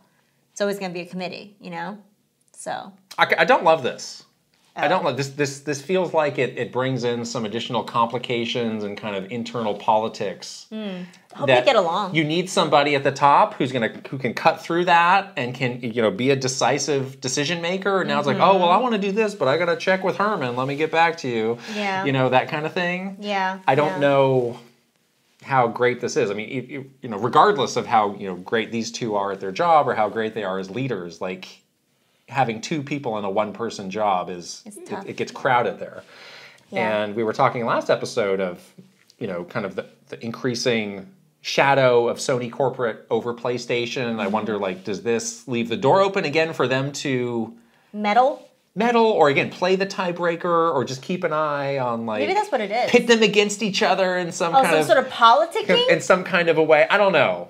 I hope not. I just don't love this. Like, this would happen at Nintendo sometimes, where it's like, okay, well, you're going to report to this person, but you're going to have a, quote, dotted line to this other. Oh, the dotted line. And it never worked. The dotted line was terrible. This is confusing. To use a Breaking Bad term, that was one of those half measures, where it's like, well, we're not going all the way. We're going to try and, like, play both sides. We're going to try and keep everybody happy. But it just didn't work.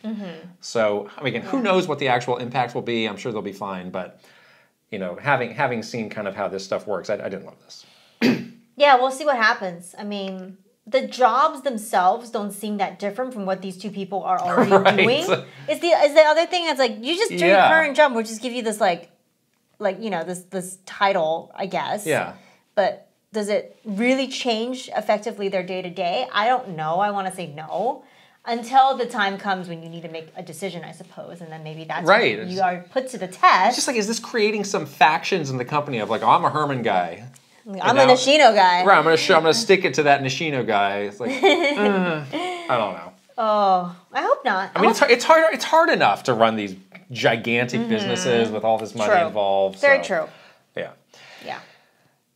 Last story, interesting bit from our friend Stephen Totillo. Check him out on a previous episode about a couple months ago. So he had this interesting tidbit of data saying that Sony had pointed out that they had 118 million active users on PSN, PlayStation Network. But then he found that the PlayStation 5 install base only accounts for half of that. So the other half are on PS4. Other platforms, presumably majority on the PlayStation 4. That's crazy. Is this a good sign, a bad sign? What do you make of this? It's interesting because that is a huge percentage. It's a lot of people. And these are people still active.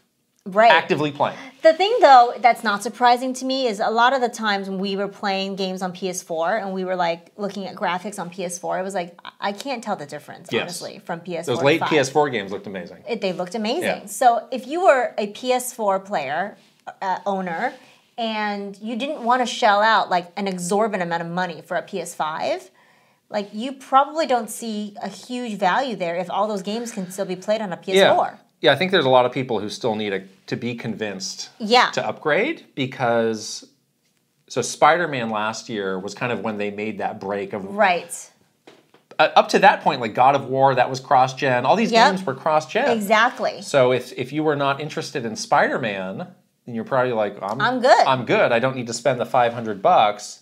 Also, we've been talking about that story of, the most popular games are these games that have been out forever, like Fortnite and Minecraft or whatever. It's like, guess where you can play those games? On a PlayStation 4. Right. So if you are just like a Fortnite guy, and that's what you're there for, I mean, Fortnite doesn't look that different on a PS5. Right. I mean, you can basically just, like, play that game on an older platform forever, really. Exactly. Yeah. Exactly. So that becomes an interesting kind of calculus in their mind of like, what do we know about these people? What is their motivation? And what are some things we can do to get them over, to get them to upgrade? GTA will be a big one of these. GTA will be, and that was going to be my next point, is the thing that will get them to upgrade is an exclusive that they care about. Right. And GTA is that. And that's what Nintendo does is so well. Guess what? Some of these, once they cut the cord on something, you will not be able to play new Nintendo first-party AAA exclusives on an original Switch. You will not be able to anymore. So we're shutting down PSN on the PlayStation 4 as soon as we can. My God. What? You gotta move some people over first before you shut it down. But yeah, that's a tough place to be in, honestly, because if you're playing the graphics game, you're already lost. Because, again, you know, a lot of people that are playing these games that are not playing for graphics don't care. / a lot of the games were dual gen and looked fantastic on a PS4. Right. So yeah, it's an interesting problem because on one hand, you could say, well, isn't it great that we have 120 million active users and that we now have multiple popular platforms, and it's, people who are playing, like if you're playing Fortnite, you might still be spending money. These people are still probably spending some money. So how urgent, how dire is it that we get them to convert today? Like these sorts of conversations happen in these companies. Yeah, they do. And there's no clear-cut answer of like, why haven't they upgraded? What do we have to do? But you have to come to a decision because you do want to transition them over. Exactly, and the longer you wait, the harder it's going to be because eventually you're going to want to move to PS6. Yeah. And then what are you going to do? You're just going to keep splitting. Those Fortnite kids are still playing on a PS4. You're going to split those hairs like 3 ways, 4 ways, 5 ways, etc. Like that is going to become a problem for you. Like you can't continue to have a split this big. Like you're saying 20-80. Like okay, fine, whatever. 20%. Yeah. We'll just get rid of those people. Like whatever. We'll recoup the 20% in the next generation. Not a problem. But when it's split so evenly, like that is really got to look very closely at your audience and understand like why. Now, what? To bring it back to Nintendo, which is what we do here. Tell me. Are they going to experience this very same problem years into the life of the Switch 2 if they have everything being backwards compatible? Yeah, that's what I'm saying. If a big game is like, oh, hey, we got Breath of the Wild in 4K, and some people are like, well, I already got that and I'm good, and I'm still playing that. Yeah. And I got my Fortnite. It doesn't look great, but it works. Yeah, I'm good. I don't have $400 to spend on a new system. Who does? That's a lot of money. Start saving up. It's a lot. You gotta start saving up. That's a lot of money. No, seriously, like that is like a lot of money to spend on entertainment. Like, what if you have to pay rent? What if you have to buy food? What if you have to send your kids to college? I need to eat. Okay, you're gonna little Johnny needs to go to school, so you can't be blowing your money on a PS6 and a Switch Ultra or whatever it's called. Oh, that's a good name for it. That's a pretty good name. Switch Ultra. Switch Ultra, I like that. Take that one, Nintendo. Yeah. But that is what happens when you have like life cycles that are similar to like PS4 to PS5, pretty similar in terms of like hardware specs and what it can do. Is you're really playing it for exclusives. Switch original to Switch 2 is going to be like, we already know because he said, is going to be pretty similar. So if you don't have like some bridge to get them over, that's why I'm like, what is that Switch 2 exclusive going to be to get people over? New 3D Mario probably will do it. You know, new whatever, fill in the blank, amazing Nintendo AAA, franchise will probably do it. But beyond that, you're probably going to have a lot of people that are going to be very reluctant to make that jump and spend all that money if there's not really a good reason. Yeah, there are a lot of factors that play into this. None of it is an exact science, but backwards compatibility hooks into it. Cross-gen releases hooks into it. What is the support? Exclusive games on Switch? Right. We'll probably still see some of those. Yeah. Even after the Switch 2 comes out. And then when is that over? When do you say that is the end date for this? Right. And moving forward, you got to get a Switch 2 to be able to do these things? When do you say that? Right. And at the time, the cross-gen releases seemed brilliant because we were in the pandemic, the stock situation was bad. Yeah. So it seemed like it was smart. But now, it's coming to bite them. Are they kicking themselves? I don't know. Again, I'm really curious at how Sony themselves looks at this. Is this a huge problem? Is this a good thing that we can take our time to switch over? I don't know. There's so many ways you can look at this. Yeah, it's very true. Like there's very clear, I think, like issues though. Sure. That you can see when you look into the future a little bit. You're like, okay, I'm splitting my audience more and more. I'm fractioning them more and more. That can't be good, right? It's going to be making it harder for you to continue to support them. And yeah, it might be okay for the time being, but what about like 5 years from now? You know, that's going to be a different story, I think, for them if they continue on this path. So if it's not clear yet, I think it would be fun to be the devil's advocate guy at Sony saying, this is actually good. That would be fun. That'd be a fun little thing to do. That's mean. Drop that bomb in a meeting. Oh my God. You seem pretty mad about something that's actually great. You roll your eyes. Can you imagine? I say this at the end of the meeting and I just get everybody all fired up. I know, and it's like 25 minutes later, we're still there. Does anyone have anything else to say? Well, I have something else to say. I just have one thing that's been going around in the back of my brain. Oh my God. I don't know why we're even having this conversation. You're fired. All right, that's the news. Wow. Wow. Nintendo, give us some news for next week. Whew. Almost time to get to some questions from our Patreon community. But hey, Patreon, that's a thing. In addition to the spoiler cast, you can get so much cool exclusive content. You're doing this again. On patreon.com/KitandKrista. Bonus Q&As. Behind the scenes. Exclusive early access. Meetups. We're doing one of those this weekend. We're gonna be playing Pokemon Unite. I'm back, baby, in Pokemon Unite. You're gonna get worked. I'm gonna get worked.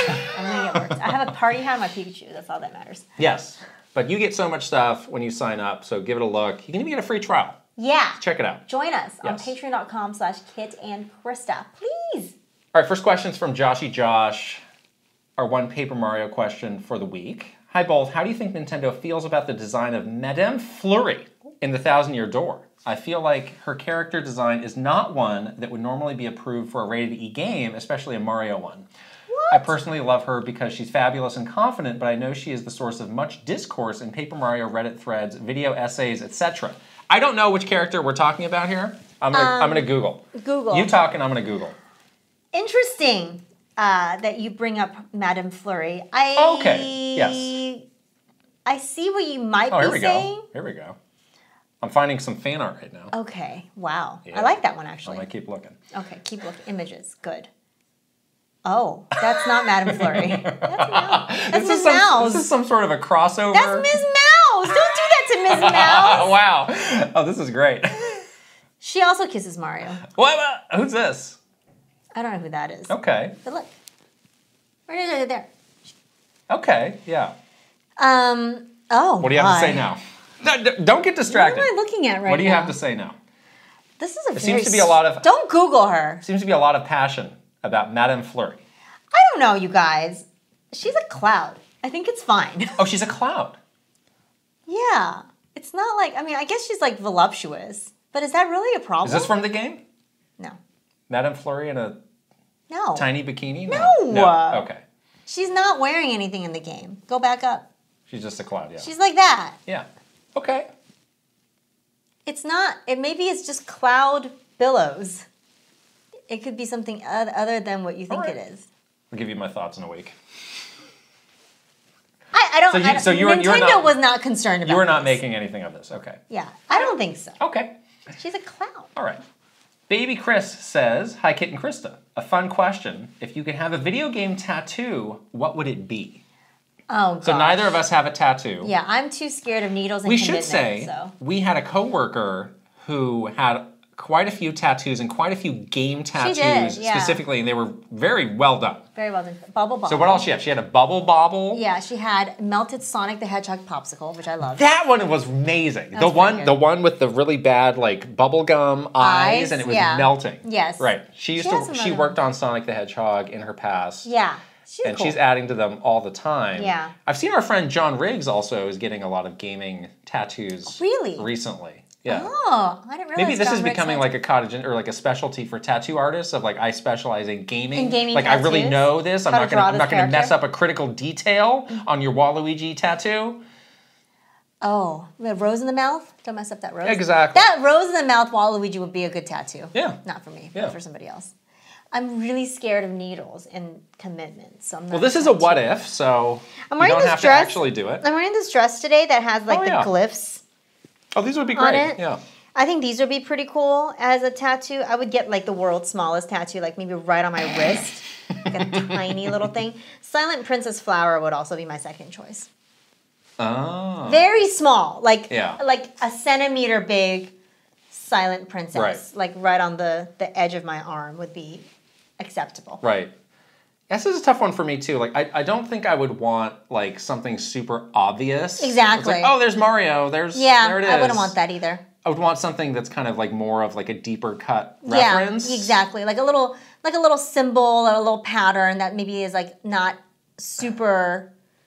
Yeah, right. Super like here's a 1-up mushroom. You know. Exactly. Yeah. I don't think that would kind of.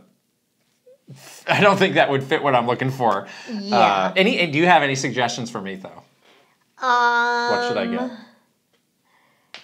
I don't know. No. You love like I would say something like 8-bit maybe, so it's like a little bit more like. What if I got something like the Mega Man Life Bar, where it's like all these very small, it's like 20 little lines or something. Something like that would be all right. Yeah, exactly. Like the little like Zelda hearts or something. Or we were just, we shared, I took some pictures of Game Boy Color cartridges, which, especially on the back, are very cool to look at. They have like very like cool because they have guts in them. The circuitry. Yeah. Like maybe something like that, that's like the circuitry of the inside of a cartridge. Like that's kind of a deep cut. That kind of looks cool. This is, I'm becoming a cyborg. Is the message. Like back of the hand or something? Yeah, something like that. Clearly we're not cut out for this. Where are you going to get it? I don't know. Are you going to get like a teardrop tattoo? No!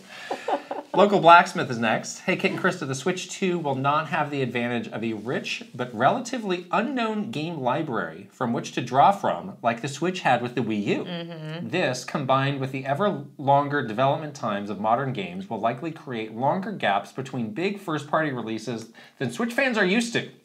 How do you think Nintendo should combat this, fill these gaps, to keep the momentum going for Switch 2? I hope Nintendo is really supporting those indies.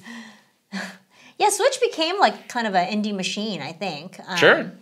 So that's good that they have those relationships. They have a process to help indie developers to get, to attract indie developers to make games for Switch. And hopefully Switch 2. So I think that that's going to be really important for them because you're absolutely right. That is such like a good point that, you won't have sort of this library of ports to draw from. They do have, as we've been seeing this last year, they do have like this nostalgia of like 3DS games or GameCube games or games, from their past they've been revitalizing. So that could be another path for them to put out games that are maybe like a bit smaller in scope that can help fill the gaps between huge, AAA releases. And I think they're in a much better place than they were with Wii U, where no third party wanted to like really work with them. Like obviously with Switch, like every third party wants to work with them, and every third party I think is interested in starting to develop, or if they're probably already starting to develop games on Switch too. So hopefully they'll have like a lot of support from third parties as well. Yeah, it's an interesting point of why can't the 3DS just be the new Wii U of where we're pulling these games from. Right. And many of those are not the same big experience as some of those Wii U games. And some of those, you would have to solve for the touchscreen. I think in most games, I think you could probably just remove it. This is where Nintendo will surprise us with a flippy Switch 2. Yeah, I think there's easy solutions for not having a second screen. But also you could say like, well, why... Could the GameCube just be the new Wii U? Right. It's been a long time. They don't have a deep of a library. Most people have either forgotten those games or never played them in the first place. Wii, too. There could be some Wii games that they could pull So that's the advantage that they do have is just this endless library through the years. If they want to remake games, they could do that. I'll share another unpopular opinion. Those games that they remade or re-released from the Wii U, they can do it again. Re-release it one more time. And now it's in 4K. Oh, now we've added this other feature that we didn't have in the bare bones version before. We've taken funkier Kong. We've taken it a little bit further. It's in our horizon. I'm going to say this shamelessly. I would buy those. Depending on the game, I wouldn't mind that. Oh my God, they're going to do it. You just put it out there. And we're all going to be... we have no more money, okay, to spend on this game for the fourth time. If it's a game that you really love and is special to you... Which game would that be for you? I don't know. I would buy absolutely the 4K Breath of the Wild. I'd buy that. Really? They wouldn't even have to do that much to it. Yeah. I would buy it. I don't want to. Well, you don't have to. Nobody has to do anything. But they're going to make me. They might. They're mean. They might. Yeah, I mean, we seem to go back to this topic of, you know, the role of remakes and the role of re-releases. And it's like, these games are just in such a dicey place where, like, they're available for this window of time for 5 years, and then they vanish forever, and then they come back when it's, you know... When it's time again. You know, it's business convenient 20 years later. It's like, just do what you need to do to keep this available on everything. And then if that involves a minimal pass and re-releasing it, or if this thing's backwards compatible, maybe that solves that too. But they have no... But you wouldn't buy it again if it was backwards compatible. You will buy it again. I'd want to know what the change is. If it's just 4K. But I'm open to it. Probably not. Okay. Yeah. There you go. I'd need a little bit more. There you go. But yeah, I mean, there's so much from the back catalog, and maybe it's a bit more of a work versus a Wii U game to get it up, but still cool games. Yeah, I would say like pull from their other libraries for sure. Like there's so much rich like history there with so many franchises that they can bring back. Yeah. Yeah. Policy Pace is next. Hi, Kit and Krista. Over the weekend, I saw the new Ape movie, which I greatly enjoyed. And one of the main reasons I was interested is because the director, Wes Ball, will be the director of the Zelda movie.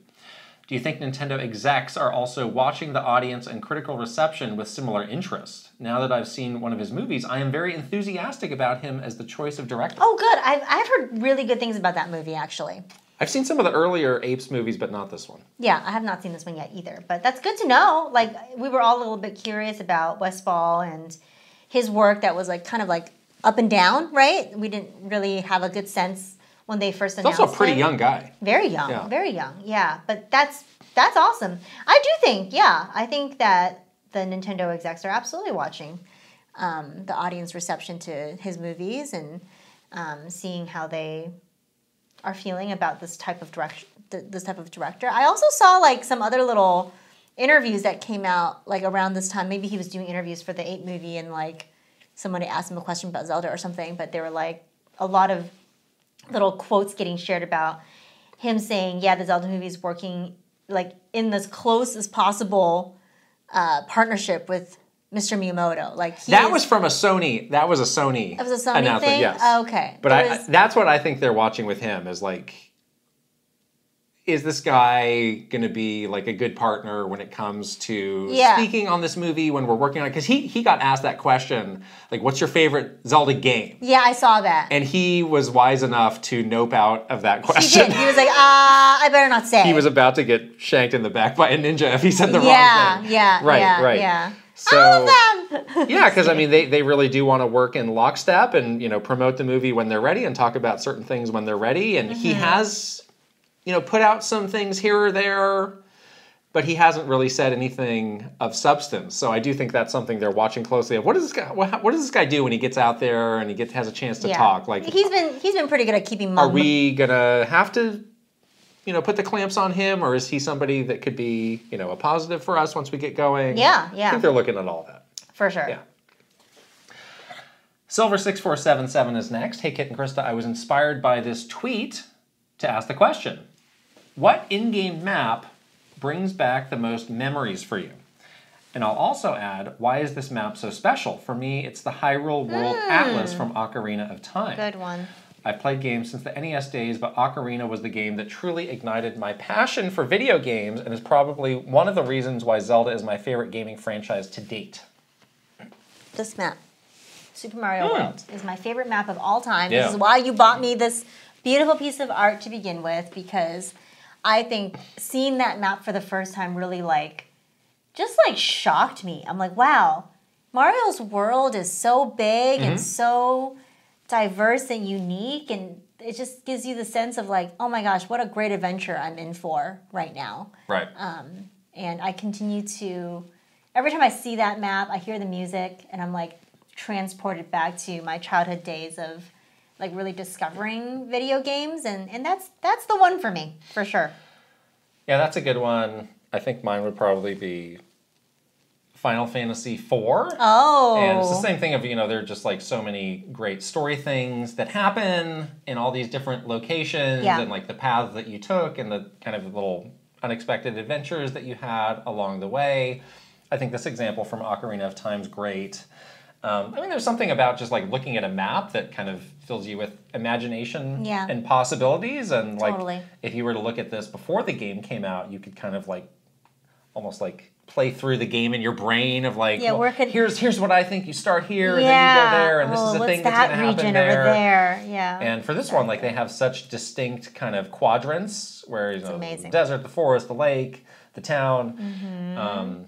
They all kind of represent a different kind of experience that you're going to be having. So yeah, there's definitely something special about these maps, and like that's why that's a common like pre-order item or something you find in a special edition, because like if you do really click with the game, like that's something that will be special for you. The thing of the feeling that I get from unlocking a map is not replicable. Thank you. Any other way. Like, it just feels so good. Like, that's why I spent so much time in Tears of the Kingdom, very slowly unlocking the map. Yeah. I get so much joy from, like, going to a tower, and then it does the little thing, and then you see the animation of the clouds, like, parting, and the map, like, filling out, and you're like, oh, I got another piece. Yes! And then, of course, the Tears of the Kingdom one had, like, the depths, too, the light seeds. Yeah. And that was like another like even more complex map to fill out. I could just play a whole game where I just complete a map and that's the game. Don't you think that'd be fun? MapQuest the game, yes. I would play that game. Like seriously, I would play that game. Like something about the satisfaction of that is really like. I'll bet there's some indie games that are like that. Like they've had some that's like, oh, this is an Carto, inventory management sim. Like I'll bet that game is out there. I don't you want just need that. to poke around for it. I want a map. Yes. So good. Our final question comes from RainTech. Now that the successor of the Nintendo Switch is official and some new potential hardware leaks are making the rounds, I have to ask one weird question. Back in the day when Wii U was still just on the horizon, a legendary thread was born on a well-known message board called Wii U Speculation Thread, where the wildest and most outlandish guesses about the Wii U hardware were posted. Does anyone at Nintendo in any way, shape, or form read those, maybe share it in the office and laugh if it's way off, or be like, oh no, this is actually accurate? Another well-known message board has a thread exploding right now, full of potential Switch 2 leaks, guesses, and people trying to make sense of it all, even tracking shipments of components. Yes, Nintendo fans are different sometimes. the tracking. We talked about that last week, yes. I still am quite amazed at that. It's amazing. Yes. It really is, yeah. Yeah, I mean, this stuff definitely gets shared around the office. Like, people are watching very carefully the conversation that's happening all around on, Nintendo anything, especially when new hardware is on the horizon.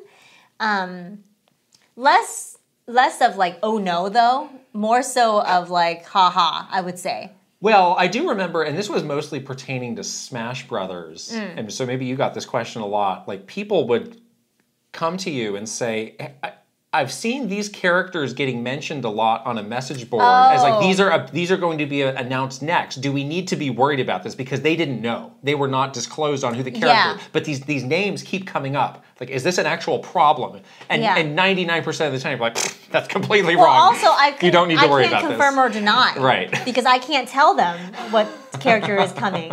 So there's only like 5 people in the entire company that knew what characters were coming. And so when some random person from like, a different department comes because they read something on Reddit and they're asking me about like whether or not XYZ character is coming, it's like, I have nothing to announce at this time, go away.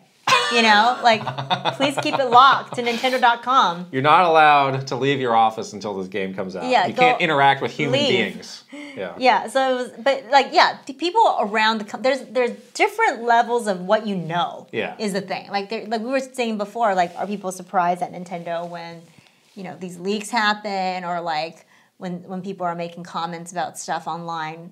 Like, some people are just like us, where they literally don't have any of the information about when a direct is coming, what's in it, like what's, when a new product is coming. They don't know that stuff. So they're, just like regular people. So they will kind of share these things with people that do know.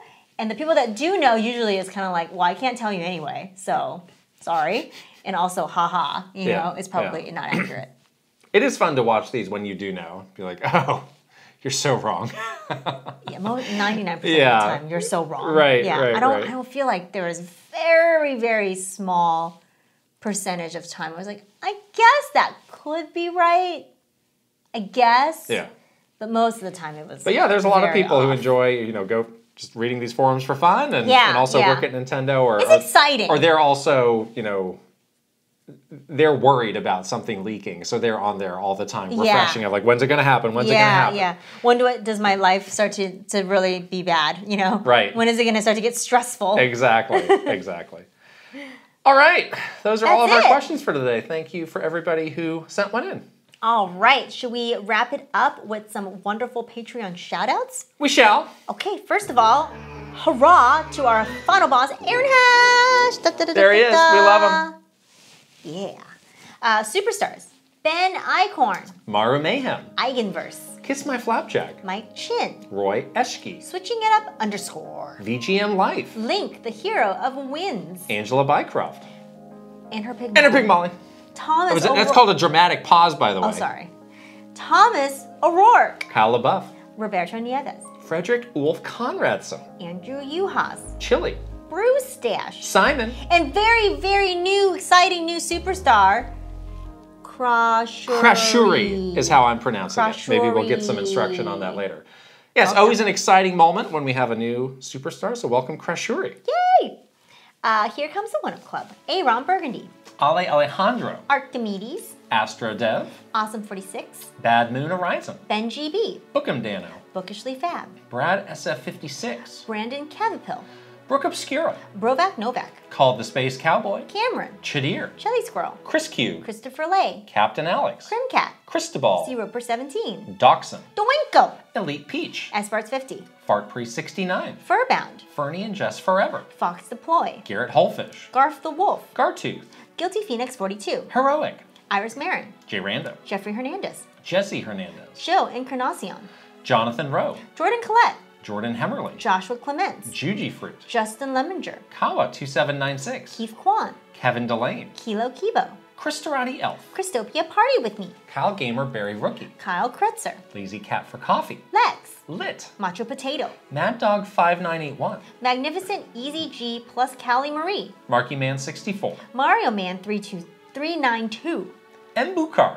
Mecha Dragon 101. Megan. Michael Cravens. Mikey. Mr. Ryan 07. Modamania. Mr. Andy Pond. Mr. Beansenden. MSN Poke Gamer. Mytran. Nasir. Nathan Burkhart. Naif E. Ninja 11. Panda Buns. Peggy. Policy Pace. Paul Gale Network. Prime Factor. Prince Charmless. Reaver. Rain Tech. Record Rumble. Ryeth 1. Rob Osborne. Rocks. Ryan Netta. Sakura Sky. Sharif Jackson. Shinryu. Schmiggles. Slowbro. Snozzle. Spicy Munchkin. Steals the Throne. Tales of Link. Tay 120 and 64. Teal Fox 64. The Kagers. The Shark Among Men. The T-Man. Thomas Alvarez. 3 Rivers. Timmy V. Topher Schmofer. Torcheeks. Totally Joed. Travis Torline. Trajowie. Tugs Puppy Bear. Tuscoot. Tyler Geis. Video Game Stupid. Vidgmictor. Viridian. Virtual Bond. Weeb Kingdom. WG Grizzy. What Up Khalil. Wayu. Wicked Davy. Will Johnson. Zelgoroth. Zapatty. And Zride. Your Wayu so confident now. Wow. Wow. Sounds like that Sounds like a shy guy. Wow. Okay. Wow, what an episode. Are you looking forward to Paper Mario and Thousand Year Door? I am, yes. I'm not joking. The days have been going very slow. I know. And sometimes I'm glad you reminded me that it was Wednesday night for us. I'll look at the calendar. I'm like, oh, this is the week. And it's like, oh, wait, we have a whole another week to go. What's going on here? I know. I can't wait. I'm so excited. Let's go! If you would like to support this podcast and everything we do on our channel, please join us at patreon.com/KitAndKrista. Another nice thing you can do is subscribe, and if you're on video, you can subscribe to this YouTube channel. Give this video a thumbs up and leave us a comment. And if you're listening on audio, you can also subscribe and leave us a 5-star rating and a written review if you please. And we're on the socials. We're on Twitter, Instagram, TikTok, Facebook, YouTube, and Threads. That's right. All right. We're going to wrap it up, and we'll see you guys later. Bye. Bye.